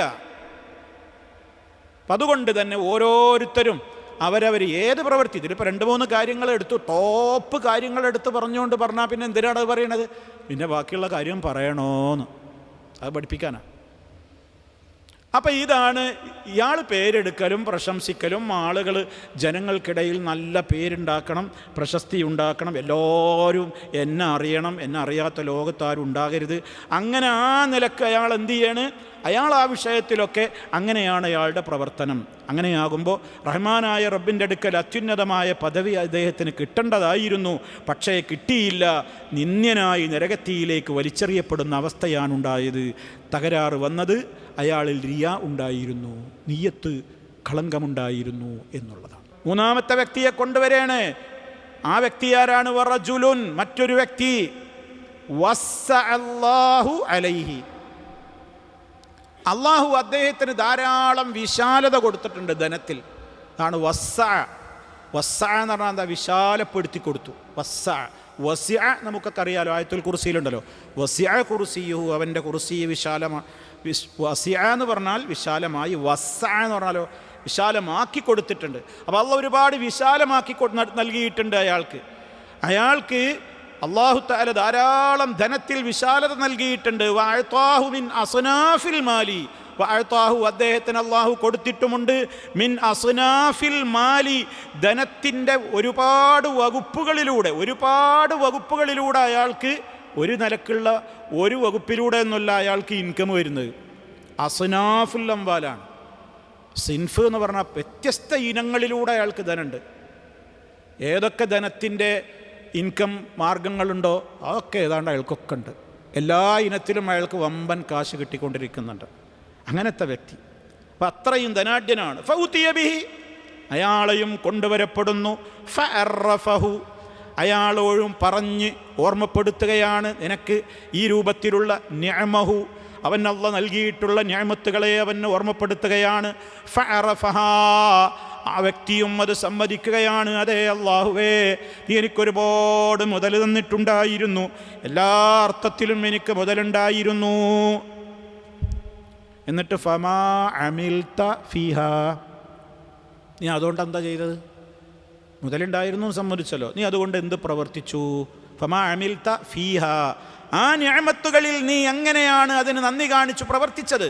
ഖാല, അദ്ദേഹം പറയും, മാ തറക്തു മിൻ സബീൽ, മാ തറക്തു, ഞാൻ ഉപേക്ഷിച്ചിട്ടേയില്ല, ഞാൻ ഒഴിവാക്കിയിട്ടേയില്ല. എന്ത്? മിൻ സബീലിൻ, ഒരു മാർഗവും ഞാൻ ഉപേക്ഷിച്ചിട്ടില്ല. എങ്ങനെയുള്ള മാർഗം? തുഹിബ്ബു, നീ ഇഷ്ടപ്പെടുന്നു, അൻ യുൻഫഖ ഫീഹാ, ആ മാർഗത്തിൽ ചെലവഴിക്കുന്നത് നിനക്ക് ഇഷ്ടമായ ഏതൊരു മാർഗമുണ്ടോ അതൊന്നും ഞാൻ ഒഴിവാക്കിയിട്ടില്ല. ഇല്ലാ അൻഫഖ്തു ഫീഹാ ലക, നിനക്ക് വേണ്ടി ആ മാർഗങ്ങളിലൊക്കെ ഞാൻ ചെലവഴിച്ചിട്ടല്ലാതെ ഞാൻ ജീവിച്ചിട്ടില്ല. എന്തൊക്കെ നന്മ മാർഗമുണ്ടോ ഫീ സബീലില്ല, അതിൽക്കൊക്കെ എൻ്റെ ഒരു എമൗണ്ട് ഉണ്ടാവും, എൻ്റെ ഒരു വിഹിതം ഉണ്ടാവും, എൻ്റെ ഒരു ഷെയർ ഉണ്ടാവും. ഞാൻ കൊടുക്കാത്ത വകുപ്പില്ല. അങ്ങനെ ധാരാളമായി ഞാൻ എനിക്ക് കിട്ടിയ പണത്തിനനുസരിച്ച് ഞാൻ ധാരാളമായി ധർമ്മം ചെയ്തിട്ടുണ്ട്. ഖാല, അല്ലാഹുവിൻ്റെ മറുപടി, കദബത, കളവ് പറഞ്ഞിരിക്കുന്നു, നീയും കള്ളം പറഞ്ഞിരിക്കുന്നു. വലാകിന്നക പക്ഷേ നീ ഫഅൽത നീ അത് പ്രവർത്തിച്ചു, ശരിയാണ്. പക്ഷേ പ്രവർത്തിച്ചത് ലിയുഖാല നിന്റെ നിയ്യത്ത് എന്തായിരുന്നു? ആളുകൾ നിന്നെക്കുറിച്ച് പറയപ്പെടണം. ഹുവ ജവാദുൻ. ജവാദ് എന്ന് പറഞ്ഞാൽ ധർമ്മിഷ്ഠൻ, വലിയ ധർമ്മിഷ്ഠനാണ് ആ മനുഷ്യൻ. അയാളെ കഴിച്ചിട്ടേ ഉള്ളൂ ഏത് കാര്യത്തിലും പാവങ്ങളുടെ കണ്ണീരൊപ്പാൻ അയാൾ മുമ്പിലുണ്ടാകും. അയാളെപ്പോലെ ഒരു റിലീഫ്, അതുപോലെ തന്നെ ഒരു സദഖ ചെയ്യുന്ന ഒരാൾ, ഒരു പാവങ്ങളുടെ വിഷയത്തിൽ മുന്നിട്ടിറങ്ങുന്ന ഒരു വ്യക്തിത്വം വേറല്ല എന്ന് ആൾക്കാർ പറയലായിരുന്നു നിൻ്റെ ഉദ്ദേശം. ഫഖദ് ഖീല, അതവിടെ കിട്ടി, അത് ദുന്യാവിൽ പറഞ്ഞു കഴിഞ്ഞു. ആ പ്രവൃത്തി ഉദ്ദേശിച്ച ആ കൂലിയൊക്കെ ദുന്യാവെന്ന് കിട്ടിക്കഴിഞ്ഞു, ആൾക്കാരത് പറഞ്ഞു. അതുകൊണ്ട് ഇവിടെ സ്ഥാനമൊന്നുമില്ല. നേരത്തെയുള്ള രണ്ട് വ്യക്തിത്വങ്ങളെ പോലെ തന്നെ സുമ്മ ഉമിറ ബിഹി, അദ്ദേഹത്തെയും കൽപ്പിക്കപ്പെടുകയാണ് മലക്കുകളോട്. ഫസുഹിബ, വലിച്ചിഴക്കപ്പെടും. അലാ വജിഹി, മുഖം നിലത്ത് കമഴ്ത്തി, കാല് കൂട്ടിയിട്ടുള്ള വലിയാണല്ലേ, മുഖം നിലത്തിട്ട് ഉരച്ച് വലിച്ച്. സുമ്മ ഉൽഖിയ ഫിന്നാർ, അപമാനിച്ചുകൊണ്ട് നരകത്തിലേക്ക് വലിച്ചെറിയപ്പെടുന്നു. ഉൽഖിയ പിന്നീട് ഇടപെടുന്നതാണ്, എറിയപ്പെടുന്നതാണ്. ഫിന്നാർ, നരകത്തിൽ. റവാഹു മുസ്ലിം. ഇമാം മുസ്ലിം റിപ്പോർട്ട് ചെയ്തിട്ടുള്ള കാതുമുളച്ച കാലം തൊട്ട് നമ്മളൊക്കെ കേൾക്കാൻ തുടങ്ങിയ ഹദീസാണ്. ഒരു പുതുമ ഇപ്പം നിങ്ങൾക്ക് ആർക്കും ഈ ഹദീസ് കേട്ടിട്ടുണ്ടാവില്ല. കാരണം ഇത് പറയാത്ത പ്രസംഗങ്ങളും ഇത് ഇല്ലാത്ത ലേഖനങ്ങളും ഇതില്ലാത്ത ഖുതുബകളൊന്നും ഉണ്ടാവില്ല. അത്രയും ഇത് കേട്ട് തഴമ്പിച്ചിട്ടുണ്ടാകും. പക്ഷേ എത്ര തന്നെ കേട്ടാലും മാരകമായ ഈ രോഗത്തിൽ നിന്ന് രക്ഷപ്പെട്ടവർ, അള്ളാഹുവിൻ്റെ കാവലില്ലാത്തവർ മുഴുവനും ഇതിൽ അകപ്പെട്ടു പോകുന്നു. എന്താ മാർഗം? അള്ളാഹിനോട് പറയാം. അതിനുള്ള ചില മാർഗങ്ങൾ ഞാൻ നിങ്ങളോട് പറഞ്ഞുതരാം. റിയാഇൻ്റേതായ പ്രവർത്തനങ്ങൾ നമ്മുടെ ജീവിതത്തിൽ വരുമ്പോൾ റിയാ വരുന്ന കുറേ കാര്യങ്ങൾ, ഇപ്പം നമ്മൾ ഈ ഹദീസിൽ നിന്ന് ഇപ്പോൾ ഒരുപാട് കാര്യങ്ങൾ മനസ്സിലാക്കിയല്ലോ. ടോപ്പ് കാര്യങ്ങളാണ് എടുത്തു പറഞ്ഞത്. അപ്പോൾ അവിടേക്കൊന്നും എത്താത്ത മറ്റ് പ്രവർത്തനങ്ങൾ ഏതാവട്ടെ, എൻ്റെ ഒരു മേഖല ഉണ്ടാവും. നമ്മൾ ഓരോരുത്തരെ കുറിച്ച് നമ്മൾ അങ്ങനെ മനസ്സിലാക്കേണ്ടത്. എനിക്ക് ഞാൻ ചെയ്യുന്നൊരു മേഖല ഉണ്ടാവും. നിങ്ങളിൽ ഓരോരുത്തർക്കും നിങ്ങൾ ചെയ്യുന്ന ഓരോ മേഖലകളുണ്ടാകും. ഓരോരുത്തരും അവരവരുടെ കാര്യം ശ്രദ്ധിക്കേണ്ടത്. എൻ്റെ കാര്യം, എൻ്റെ നിയ്യത്ത് നന്നാക്കേണ്ടത് ഞാനാണ്, അത് വേറൊരാളല്ല. വേറൊരാൾക്ക് നന്നാക്കാനും പറ്റൂല. വേറൊരാൾ നന്നാക്കിയോണ്ട് എനിക്ക് കാര്യമില്ല. ഇത് ഞാൻ നന്നാക്കണം. അങ്ങനെ ഓരോരുത്തരും ഞാൻ എന്തെങ്കിലും ചെയ്യുമ്പോൾ, ഞാൻ ഏതെങ്കിലും പ്രവൃത്തി ചെയ്യുമ്പോൾ എനിക്കതിൽ ആ നിലക്കുള്ള ഈ പറയപ്പെടുന്ന ഏതെങ്കിലും ദുരുദ്ദേശങ്ങൾ കടന്നുകൂടുന്നുണ്ടോ ഇല്ലേ എന്ന് നന്നായി ആലോചിച്ച് മാത്രമേ ഓരോ പ്രവൃത്തിയിലും ഇടപെടാവൂ. അത് പ്രവർത്തകനായാലും ക്ലാസ് എടുക്കുന്ന മൗലവിയായാലും ലേഖനമെഴുതുന്ന രചയിതാവായാലും അതുപോലെ തന്നെ പാർട്ടി പ്രവർത്തകനായിരുന്നാലും അതുപോലെ തന്നെ നോട്ടീസ് ഒട്ടിക്കാൻ പോകുന്നവനാണെങ്കിലും ചുമരെഴുത്ത് നടത്താൻ പോകുന്നതാണെങ്കിലും ഷെയർ ചെയ്യുന്നവനാണെങ്കിലും ലൈക്ക് അടിക്കുന്നവനാണെങ്കിലും എന്ത് ചെയ്യുന്നവരാണെങ്കിലും ഓരോരുത്തരും അവരവർ ചെയ്യുന്ന ഒരു കാര്യം. ഇപ്പം ഇന്നിൻ്റെ ലോകം എന്ന് പറയുന്നത് ലൈക്കിനെ ഇഷ്ടപ്പെടുന്നു. ഇപ്പം ഞാനൊരു പ്രസംഗം അയക്കുകയാണ്, നിങ്ങളോട് പറയുന്നത് ലൈക്ക് ആൻഡ് ഷെയർ. അപ്പോൾ അയാൾ റിയാ ഉദ്ദേശിച്ചു. ഞാൻ എൻ്റെ ഉദാഹരണം അങ്ങനെ പറയുന്നത് നിങ്ങൾ മനസ്സിലാക്കിയാൽ മതി. Like and share. എന്താ ലൈക്ക് ആൻഡ് ഷെയർ എന്ന് പറയുമ്പോൾ ഞാൻ വിചാരിക്കുകയാണെന്ത്, എൻ്റെ ഈ പ്രസംഗം ഒരുപാട് ആളുകളിലേക്ക് ഞാൻ ലൈക്ക് ആൻഡ് ഷെയർ നടി കൊടുത്തിട്ട് ഇങ്ങനെ അയക്കുമ്പോൾ എൻ്റെ ഉദ്ദേശം എന്താണ്? ഞാൻ അങ്ങനെ അറിയപ്പെടണം, എല്ലായിടത്തും ഇതിങ്ങനെ എത്തണം. എന്നിട്ട് എന്നെപ്പറ്റി ഇങ്ങനെ ആൾക്കാർ പറയണം സൂപ്പറാട്ടോ. അല്ലെങ്കിൽ വേറൊരു അഭിപ്രായം ഉണ്ടാവും, പോക്കാട്ടോ. അതായിക്കോട്ടെ, രണ്ടും പറയണല്ലോ. ലോകത്ത് ആൾക്കാരുണ്ടാവും, മദ്ഹ് ചെയ്യുന്നവരുണ്ടാകും, ദമ്മ് ചെയ്യുന്നവരുണ്ടാകും.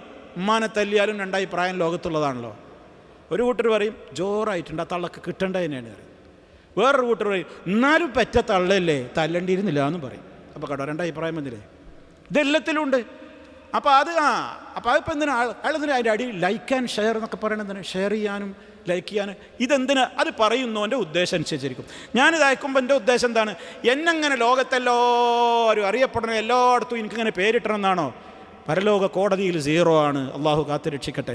നേരെ മറിച്ച് എനിക്ക് അതിലൂടെ സ്വർഗം നേടണം, ഇതെത്തണം, ആളുകൾ കേൾക്കട്ടെ. ഞാൻ മരിച്ചാലും ഇവിടെ അപ്ലോഡ് ചെയ്യപ്പെട്ട ഒരു സംഗതി എൻ്റെ മരണാനന്തരവും ആയിരങ്ങൾ കേൾക്കട്ടെ, അവർക്ക് വിജ്ഞാനം കിട്ടട്ടെ, അവരതിലൂടെ ആർക്കെങ്കിലും നന്നായെങ്കിൽ റബ്ബേ നീ അറിയുന്നവനാണ് എൻ്റെ ഉദ്ദേശം, നീ എനിക്ക് പ്രതിഫലം തരണേന്നാണോ എൻ്റെ ഉദ്ദേശം? അതിനാണെങ്കിൽ അത് അള്ളാഹു ആണല്ലോ അറിയുന്നവൻ, അത് വേറെ ആരെയും ബോധ്യപ്പെടുത്തണ്ടല്ലോ. അതാ പറയണേ, എനിക്ക് എൻ്റെ കാര്യം തീരുമാനിക്കാൻ പറ്റുള്ളൂ എന്ന് പറയണത്. അത് കണ്ടിട്ട് വേറൊരാൾ ലൈക്ക് ആൻഡ് ഷെയർ ഉദ്ദേശിച്ചില്ലേ, അപ്പോൾ അത് റിയാ ആയില്ലേ? അത് പാടുണ്ടോ? അത് അവനും പഠിച്ചോനായിട്ടായിക്കോട്ടെ, നമ്മളെന്തിനാണ് ഇടപെടുന്നത്? അപ്പം ഇതുകൊണ്ടുണ്ടാകേണ്ടത് ഇബിലീസ് ഉണ്ടാക്കുന്ന വേറൊരു പണിയാണ്. അപ്പം കഴിവുള്ള ആളുകൾ രംഗത്തുനിന്ന് പിന്മാറ്റും ഇബിലീസ് പറഞ്ഞിട്ട്, അതിനൊന്നും നിൽക്കണ്ടെന്ന്. അതൊക്കെ റിയാവ് വരാൻ സാധ്യതയുള്ള മേഖലയാണ്. ശൈത്താൻ്റെ ഒരു അമിത ഭക്തി, ശൈത്താൻ കൂടുതൽ ഭക്തി നമ്മളെ മനസ്സിൽ തോന്നിപ്പിക്കും. അതൊന്നും ചെയ്യേണ്ടെന്ന്. അത് ചെയ്താൽ ആളുകൾക്കിടയിൽ ഒരു പേരെടുക്കുക എന്നുള്ള റിയാ അതിൽ കടന്നു വരും. അപ്പം പിന്നെ അത് ചെയ്യണ്ട. അങ്ങനെയാണെങ്കിൽ പരിശുദ്ധ ഖുർആൻ റിയാൻ്റെ ഉദാഹരണം പറഞ്ഞതൊക്കെ നിസ്കാരത്തിൻ്റെ കാര്യവും സ്വതക്കൻ്റെ കാര്യമാണ്. ഫവൈലുൽ മുസല്ലീൻ, നിസ്കരിക്കുന്നവനാണ് നാശം. നിസ്കരിക്കണ്ട, നിസ്കരിക്കുന്നവർക്കല്ല ഇപ്പം നരകം. ശേഷം പറയണ എന്താ? അല്ലദീനഹും അൻ സ്വലാത്തിഹിം സാഹൂൻ, നിസ്കാരത്തെക്കുറിച്ച് അവർക്ക് ശ്രദ്ധല്ല. അപ്പം അതൊഴിവാക്കല്ലേ വേണ്ടത്? നിസ്കാരത്തെക്കുറിച്ച് ശ്രദ്ധല്ലാത്ത നിസ്കാരക്കാർക്ക് നാശം എന്ന് പറയുമ്പോൾ നമ്മളെന്താ വേണ്ടത്? ഇനി നിസ്കരിക്കണ്ട, അതിൽ അശ്രദ്ധയൊക്കെ വന്നുപോയാൽ ഇനി അങ്ങോട്ട് നരകം കിട്ടണ്ട. എന്താ ഭക്തി? പിന്നെന്താ പറയണത്? അല്ലദീനഹും യുറാഊൻ, ഒരാളുകളെ കാണിക്കാൻ വേണ്ടിയാണ്. അപ്പോൾ പിന്നെ ഈ പള്ളിയിലേക്കൊക്കെ പോകുമ്പോൾ ആൾക്കാർ, കടയിലുള്ളവരൊക്കെ നോക്കൂലേ, അപ്പം ഞാൻ അങ്ങനെ പോകുകയാണെന്ന് ആൾക്കാർ കാണൂലേ? വേണ്ട, പരി നിസ്കരിക്കാം. ശൈത്താൻ പറയണേ, പരി നിസ്കരിച്ചോ, പള്ളിയിൽ പോയാൽ അതൊക്കെ റിയായിന് കാരണമാവും. ഒറ്റക്കാരും കാണാത്ത റൂമിൽ നിസ്കരിച്ചോ, ജമായത്തിനൊന്നും പോകണ്ടാതെ പോയ അങ്ങനെ ആൾക്കാരിങ്ങനെ ഒന്നാം സഫ് അതിലൊന്നും നിൽക്കണ്ട, അതൊക്കെ ഒരു പേരെടുക്കാനാണെന്ന് തോന്നില്ലേ? ആരും കാണാത്ത ഞാൻ ഒരു മുത്തവാദിയാണ്, വിനേദനാണ് എന്ന് പറഞ്ഞിട്ട് ബാക്കിൽ എവിടെയെങ്കിലുമൊക്കെ പോയിക്കുക. ശൈത്താൻ തോന്നിപ്പിക്കുന്നുണ്ടോ? അതാണോ അതിൻ്റെ അർത്ഥം? നിസ്കരിക്കണ്ടാന്നാ? അല്ലാഹു തആല ഏതൊരു കാര്യത്തെക്കുറിച്ച്, ഇപ്പം നിസ്കാരം അതിൽ റിയാവ് കടന്നു വരുന്നത് വിചാരിച്ച് നിസ്കാരം തന്നെ ഒഴിവാക്കല? അതിൽ റിയാവ് വരുന്ന മേഖല ഏതാണെന്ന് വളരെ വ്യക്തമാണ്, കൃത്യമാണ്. അത് ഞാൻ ഒഴിവാക്കണം. അത് നിസ്കാരത്തിൻ്റെ കാര്യമാണെങ്കിലും നോമ്പാണെങ്കിലും ഹജ്ജാണെങ്കിലും. ഇപ്പം ഹജ്ജിൻ്റെ കാര്യം ആൾക്കാർ ഇങ്ങനെ പറയും, അയാളിങ്ങനെ പേരെടുക്കാൻ വേണ്ടിയിട്ട് ഹജ്ജിന് ഇങ്ങനെ എല്ലാ കൊല്ലവും പോവും. അങ്ങനെ പോണവരുണ്ടാവും. എന്തിനാ നീ നോക്കുന്നത്? അത് പടച്ചോനല്ലേ അറിയുള്ളൂ. അയാളിങ്ങനെ എപ്പോഴും ഉമ്രക്ക് പോവാണ്, പോയിക്കോട്ടെ. അയാൾക്ക് കാശുണ്ടെങ്കിൽ അയാൾ പോയിക്കോട്ടെ. അയാളുടെ ഉദ്ദേശം എന്താണ്? അയാളും പടച്ചോനായിട്ടായിക്കോട്ടെ. നമ്മളെന്തിനാ വിലയിരുത്തുന്നത്? അയാളിങ്ങനെ ഇടക്കിടക്ക് ഇങ്ങനെ പോവും, ആയിക്കോട്ടെ, അതിനാ നിൽക്കെന്താ, അയാൾ പോയിക്കോട്ടെ. ഈ ലോകത്ത് എത്ര പട്ടിണിയുള്ള ആൾക്കാരുണ്ട്. ആ പട്ടിണിയുള്ള ആൾക്കാർ എൻ്റെ അയലോക്കത്തുമില്ലേ? അതൊന്നും നമ്മളൊരാളുടെ റിയാ ആണെന്നൊന്നും പറയാൻ നമ്മൾ പോകരുത്. അയാൾക്ക് ചെയ്യുന്നു, അയാളുടെ പ്രവൃത്തി അയാൾ ചെയ്യട്ടെ. പക്ഷേ അയാളെ സംബന്ധിച്ചിടത്തോളം അയാളെ മനസ്സിലതാണെങ്കിലോ അയാൾക്ക് പടച്ചോൻ്റെ അടുക്കൽ ഒന്നും ഉണ്ടാവില്ല. അത് അയാളാ പേടിക്കേണ്ടത് എന്ന് വിചാരിച്ച ഒരാൾക്ക് ഞാൻ ഹജ്ജ് ചെയ്യാൻ പാടില്ലേ, ഉംറക്ക് ചെയ്യാൻ പാടില്ലേ? ഇപ്പം ചില ആൾക്കാർ പണ്ടേ നമ്മളൊക്കെ മദ്രസാ പാഠപുസ്തകങ്ങളിൽ നിന്ന് റിയാഇൻ്റെ ഉദാഹരണം പഠിപ്പിക്കാൻ വേണ്ടി, ഞാനൊക്കെ ചെറുപ്പത്തിൽ അഖ്ലാഖിൽ നിന്ന് സമസ്തയുടെ മദ്രസയിൽ നിന്ന് പഠിച്ചൊരു പാഠമുണ്ടായിരുന്നു. അതിലൊരു കഥ ഉണ്ടായിരുന്നു, പ്രായമുള്ളവർക്കൊക്കെ അറിയാൻ പറ്റും. അന്നൊരു കഥ പറഞ്ഞിരുന്നു റിയാഇൻ്റെ ഉദാഹരണമായിട്ട്. പണ്ടൊരാൾ പിന്നെ വിരുന്നുകാരെ വീട്ടിൽ വിളിച്ചു വരുത്തിയിട്ട് ഭാര്യനോട് പറഞ്ഞു, അകത്തേക്ക് വിളിച്ചു പറഞ്ഞു, ഞാൻ 5ാമത്തെ ഹജ്ജിന് പോയപ്പോൾ കൊണ്ടുവന്ന പ്ലേറ്റിന് എടുക്കുകയെന്ന്, ചോറ് വിളമ്പാനേ. അപ്പം എന്തായി? വന്നോ, എനിക്ക് ഇയാൾ അറിയിച്ചു എന്ത്, ഞാൻ 5 ഹജ്ജ് ചെയ്തിട്ടുണ്ട്, ആ 5ാമത്തെ ഹജ്ജിന് പോയപ്പോൾ കൊണ്ടുവന്ന് പാത്രം എടുക്കുക. അങ്ങനെ നമ്മൾ നമ്മൾ സൂക്ഷിക്കണം. അങ്ങനെ പറയണവർ ചിലപ്പോൾ ഉണ്ടാവും, അങ്ങനെ ഉണ്ടാവാം, അല്ലെങ്കിൽ പല കാര്യത്തിനുണ്ടാവും. ഇത്ര കാലമായിട്ട് ഞാൻ ഹജ്ജിന് പോയിട്ട് എൻ്റെ ഗേറ്റും ഒരു ഹാജീന്ന് എഴുതി വെക്കണില്ല, പോയി വന്നിട്ട് ഒരാൾ വിളിക്കണില്ല എന്ന് പറഞ്ഞതിൻ്റെ പേരിൽ ദേഷ്യം പിടിക്കുന്ന ആളുകളില്ലേ? ഉണ്ടാവാം. പക്ഷെ ഒരാൾ നമ്മൾ ഹാജിന്ന് അയാളെ പേരിൻ്റെ കൂടെ ചേർത്ത് വെച്ചിട്ട് അയാൾ അതിന് വേണ്ടിയാണെന്ന് പറയാൻ പറ്റുമോ? അതാ ഞാൻ പറയുന്നത്. ഇത് വേറൊരാൾ വിലയിരുത്താൻ പറ്റില്ല. തവനാ സൂക്ഷിക്കേണ്ട കാര്യമാണ്. എൻ്റെ നിയത്തെന്താന്ന് പടച്ച റബ്ബിനല്ലേ അറിയുള്ളൂ, ഞാനും പടച്ചോനായിട്ടല്ലേ. അങ്ങനെ ഓരോ കാര്യങ്ങൾ ഞാൻ പറഞ്ഞു വരുന്നത്. അപ്പം അങ്ങനെയുള്ള കാര്യങ്ങളൊക്കെ റിയാൽ കടന്നു വരുമെന്ന് വിചാരിച്ച് കഴിവുള്ള ആളുകൾ, സംസാരിക്കാൻ കഴിവുള്ളവർ പിന്നെ സംസാരിക്കാൻ നിർത്തി. ചില ആൾക്കാരുണ്ടാക്കിയ ചില ഫിത്തനകളാണ്. നന്നായിട്ട് ദർസ് നടത്തിയുന്ന ആൾക്കാരുണ്ട്, ആളുകളോട് സംസാരിച്ചിരുന്നവരൊക്കെ ഫ്രീസാക്കി നിർത്തി. കണ്ടോ എന്തിനാ ഇവരെന്തിനങ്ങനെ പൊതുപരിപാടി നടത്തുക? ഇവർക്ക് ആളാവാനാണ്. പള്ളിയിൽ എവിടെ ഒരു മൂലൊക്കെ കുത്തിരിട്ട് ഒരു കിതാബ് ഒരു ദർസ് നടത്തിക്കോ, അവിടെ വരുന്നോന് മതി. നോട്ടീസ് ഒട്ടിക്കാൻ പാടില്ല, പബ്ലിസിറ്റി കൊടുക്കാൻ പാടില്ല, ബാനറും പോസ്റ്ററും ഒന്നും പാടില്ല, അങ്ങാടിയിൽ നിന്ന് പ്രസംഗിക്കരുത്. കുറേ ആളുകളെ ഫ്രീസാക്കി. അത്തരം ആളുകൾക്ക് പോലും ഇപ്പം തോന്നി ഇതൊക്കെ വേണമെന്ന്. ഞാൻ പറഞ്ഞു വരും, ചെറിയൊരു സിമ്പിൾ ഉദാഹരണം പറയാണ്. പലതും നമ്മളെങ്ങനെ കണക്കാക്കുന്നത്? ഈ സ്വകാര്യമായിട്ടൊരാൾ ചെയ്തു, അതിൽ അയാൾക്ക് വരൂലേ? അയാൾക്ക് അങ്ങനെ തോന്നുന്നത്, ഞാനിതൊക്കെ ചെയ്യണത് ഞാൻ അതിൽക്കൊന്നും അറിയപ്പെടണമെന്ന് ആഗ്രഹിക്കാത്ത ഒരാളാണ്, മൂപ്പർക്ക് അങ്ങനെ വേദിയിൽ വരുന്നതൊന്നും ഇഷ്ടമല്ല, ആരുടെയും മുമ്പിൽ ആളാകുന്നത് ഇഷ്ടമല്ല എന്ന് എന്നെക്കുറിച്ചൊരാൾ പറയണം എന്നാണ് എൻ്റെ ധാരണയെങ്കിൽ ആ വേദിയിൽ വരുന്നവനേക്കാണ് റിയാവ് എനിക്കായില്ലേ? വല്ലാതെ കഷ്ടമല്ലേ ഇത്? ഇതൊരു വല്ലാത്ത കഷ്ടമല്ലേ?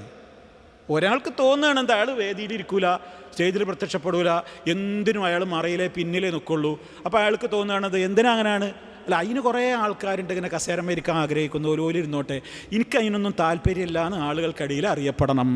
ആൾ വളരെ മുഖലിസാണ്, ആൾ നല്ലൊരു ഇഖ്ലാസുള്ള ആളാണ് എന്ന ആളുകൾ എന്നെപ്പറ്റി ധരിക്കണം എന്നാണ് എൻ്റെ നിയത്തെങ്കിൽ ആ ഇരിക്കണ മനുഷ്യൻ ചിലപ്പോൾ നല്ല മനുഷ്യനായിരിക്കും, അയാളെക്കാണ് മോശം ഞാനായില്ലേ? ഇതാ ഞാൻ പറയുന്നത്, ഇത് ഓരോരുത്തരും അവരവരുടെ കാര്യം നോക്കലല്ലാത്ത ഒരു മാർഗം ഇതിനില്ല എന്ന് പറയുന്നത്. അപ്പം അതുകൊണ്ട് ഞാൻ പറഞ്ഞത് എവിടുന്ന, ഒരാൾ ഇതൊക്കെ ചെയ്യുന്ന, അപ്പം എന്നാൽ പിന്നെ അതൊന്നും ചെയ്യണ്ട, ഒക്കെ ചെയ്താലല്ലേ പൈലൊക്കെ റിയാവ് വരുള്ളൂ. എന്നാൽ ഞാൻ ഒന്നിൽക്കില്ല, ഞാൻ ഒന്നിൽക്കില്ല. നല്ല പ്രവർത്തകനായിരിക്കും, ഷാറായിട്ട് പ്രവർത്തിക്കുകയാണ്, നല്ല പ്രസിഡൻ്റാണ്, അല്ലെങ്കിൽ സെക്രട്ടറിയാണ്, അല്ലെങ്കിൽ നല്ല സജീവ പ്രവർത്തകനാണ്.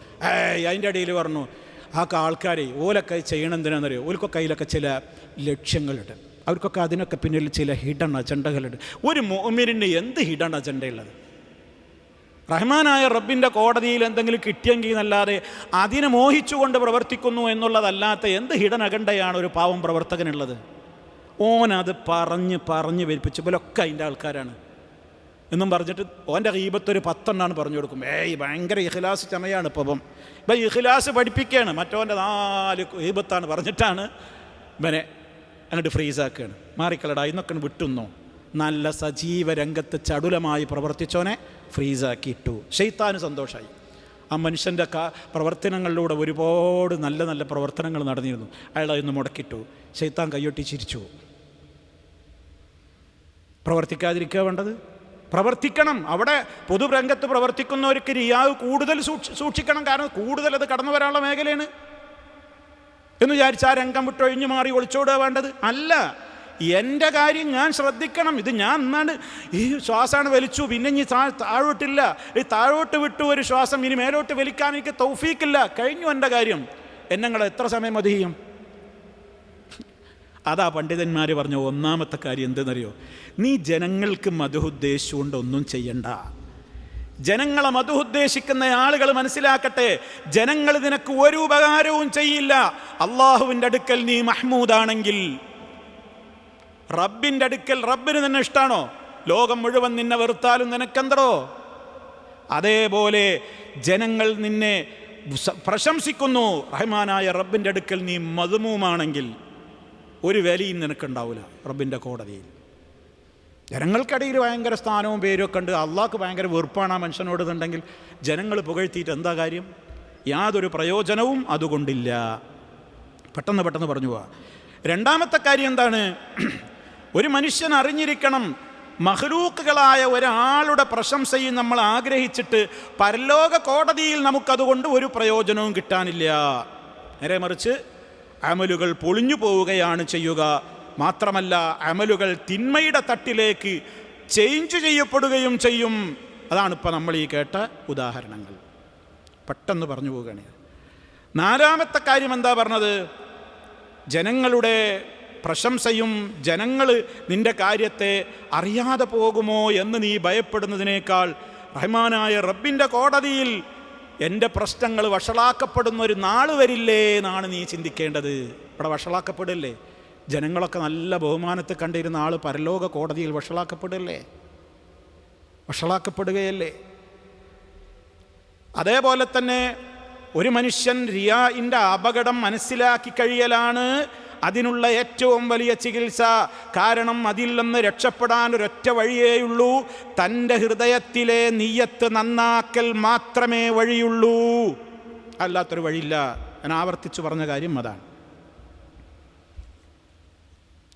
പിന്നെ ജനങ്ങൾ പുകഴ്ത്തുന്നത് കാണുമ്പോൾ ഒരാൾ പ്രവൃത്തിയിൽ വളരെ ചടുലത കാണിക്കുകയും ജനങ്ങൾ ആക്ഷേപിക്കുമ്പോൾ മേഖല വിട്ടൊഴിയുകയും ചെയ്യുന്നുവെങ്കിൽ അത് മുറായിയുടെ ലക്ഷണമാണ്.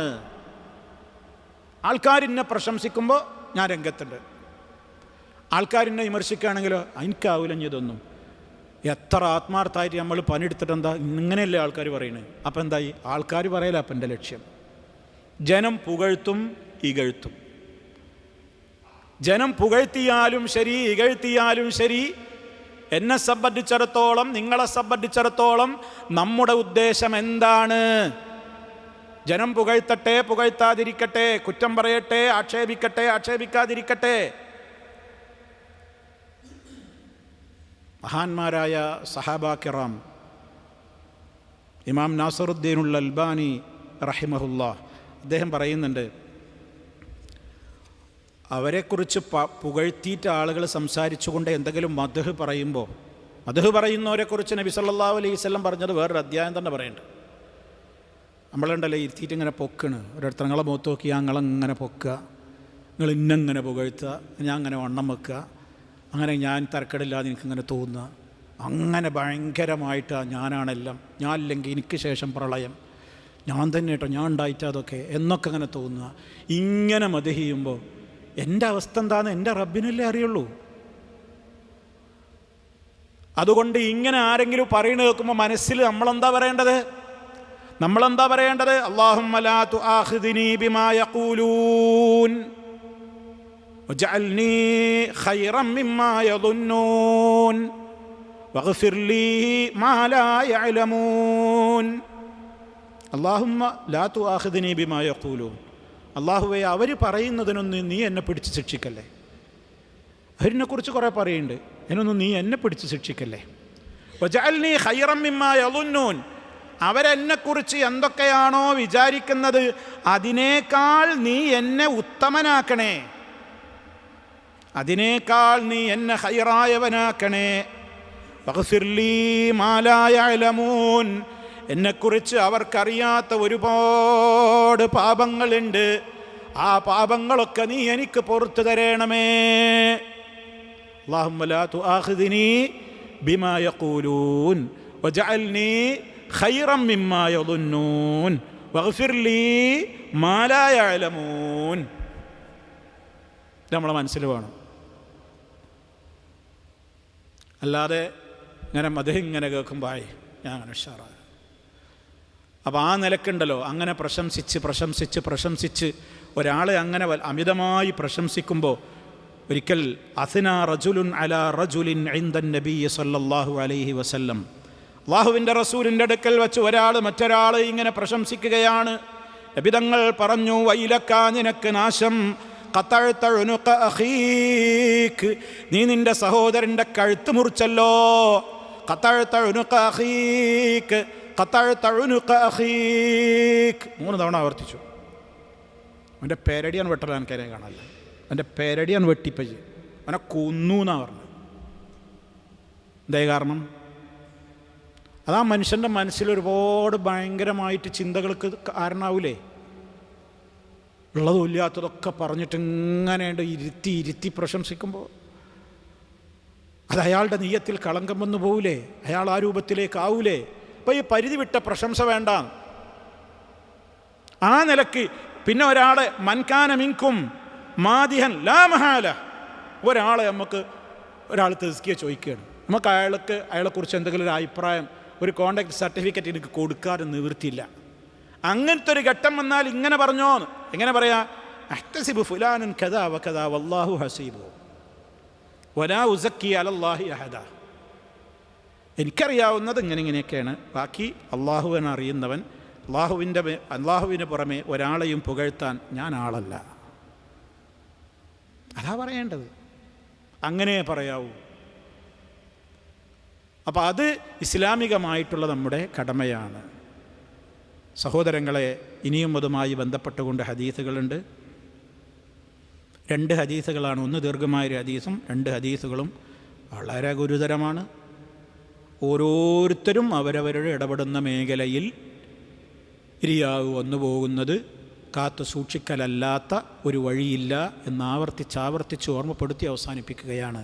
ബാക്കി ഹദീസുകളും ഇതോടനുബന്ധമായി വരുന്ന ഹദീസുകളായതുകൊണ്ട് അതിൻ്റെയൊക്കെ വിശദീകരണങ്ങൾ അതാതിൻ്റെ ഘട്ടങ്ങളിൽ നമുക്ക് മനസ്സിലാക്കാം. അള്ളാഹു തൗഫീഖ് പ്രദാനം ചെയ്യുമാറാകട്ടെ. ഉപകാരപ്രദമായ അറിവ് അള്ളാഹു സുബ്ഹാനഹു വ തആല നമുക്കെല്ലാം നൽകുമാറാകട്ടെ. മാരകമായ രോഗങ്ങളിൽ നിന്ന് അള്ളാഹു നമ്മെ കാത്ത് രക്ഷിക്കുമാറാകട്ടെ. നമ്മിലെ രോഗികൾക്ക് അള്ളാഹു പരിപൂർണമായും ശിഫ നൽകുമാറാകട്ടെ. മരണപ്പെട്ടു പോയവർക്ക് മഗ്ഫിറത്തും റഹ്മത്തും നൽകി അനുഗ്രഹിക്കുമാറാകട്ടെ. അല്ലാഹുമ്മ റബ്ബന തഖബ്ബൽ മിന്നാ ഇന്നക അൻതസ് സമീഉൽ അലീം. اللهم اجعل هذا البلد آمنا مطمئنا وسائر بلاد العالمين. ربنا آتنا في الدنيا حسنة وفي الآخرة حسنة وقنا عذاب النار. اللهم صل على محمد وعلى آل محمد. سبحانك اللهم وبحمدك أشهد أن لا إله إلا أنت أستغفرك وأتوب إليك.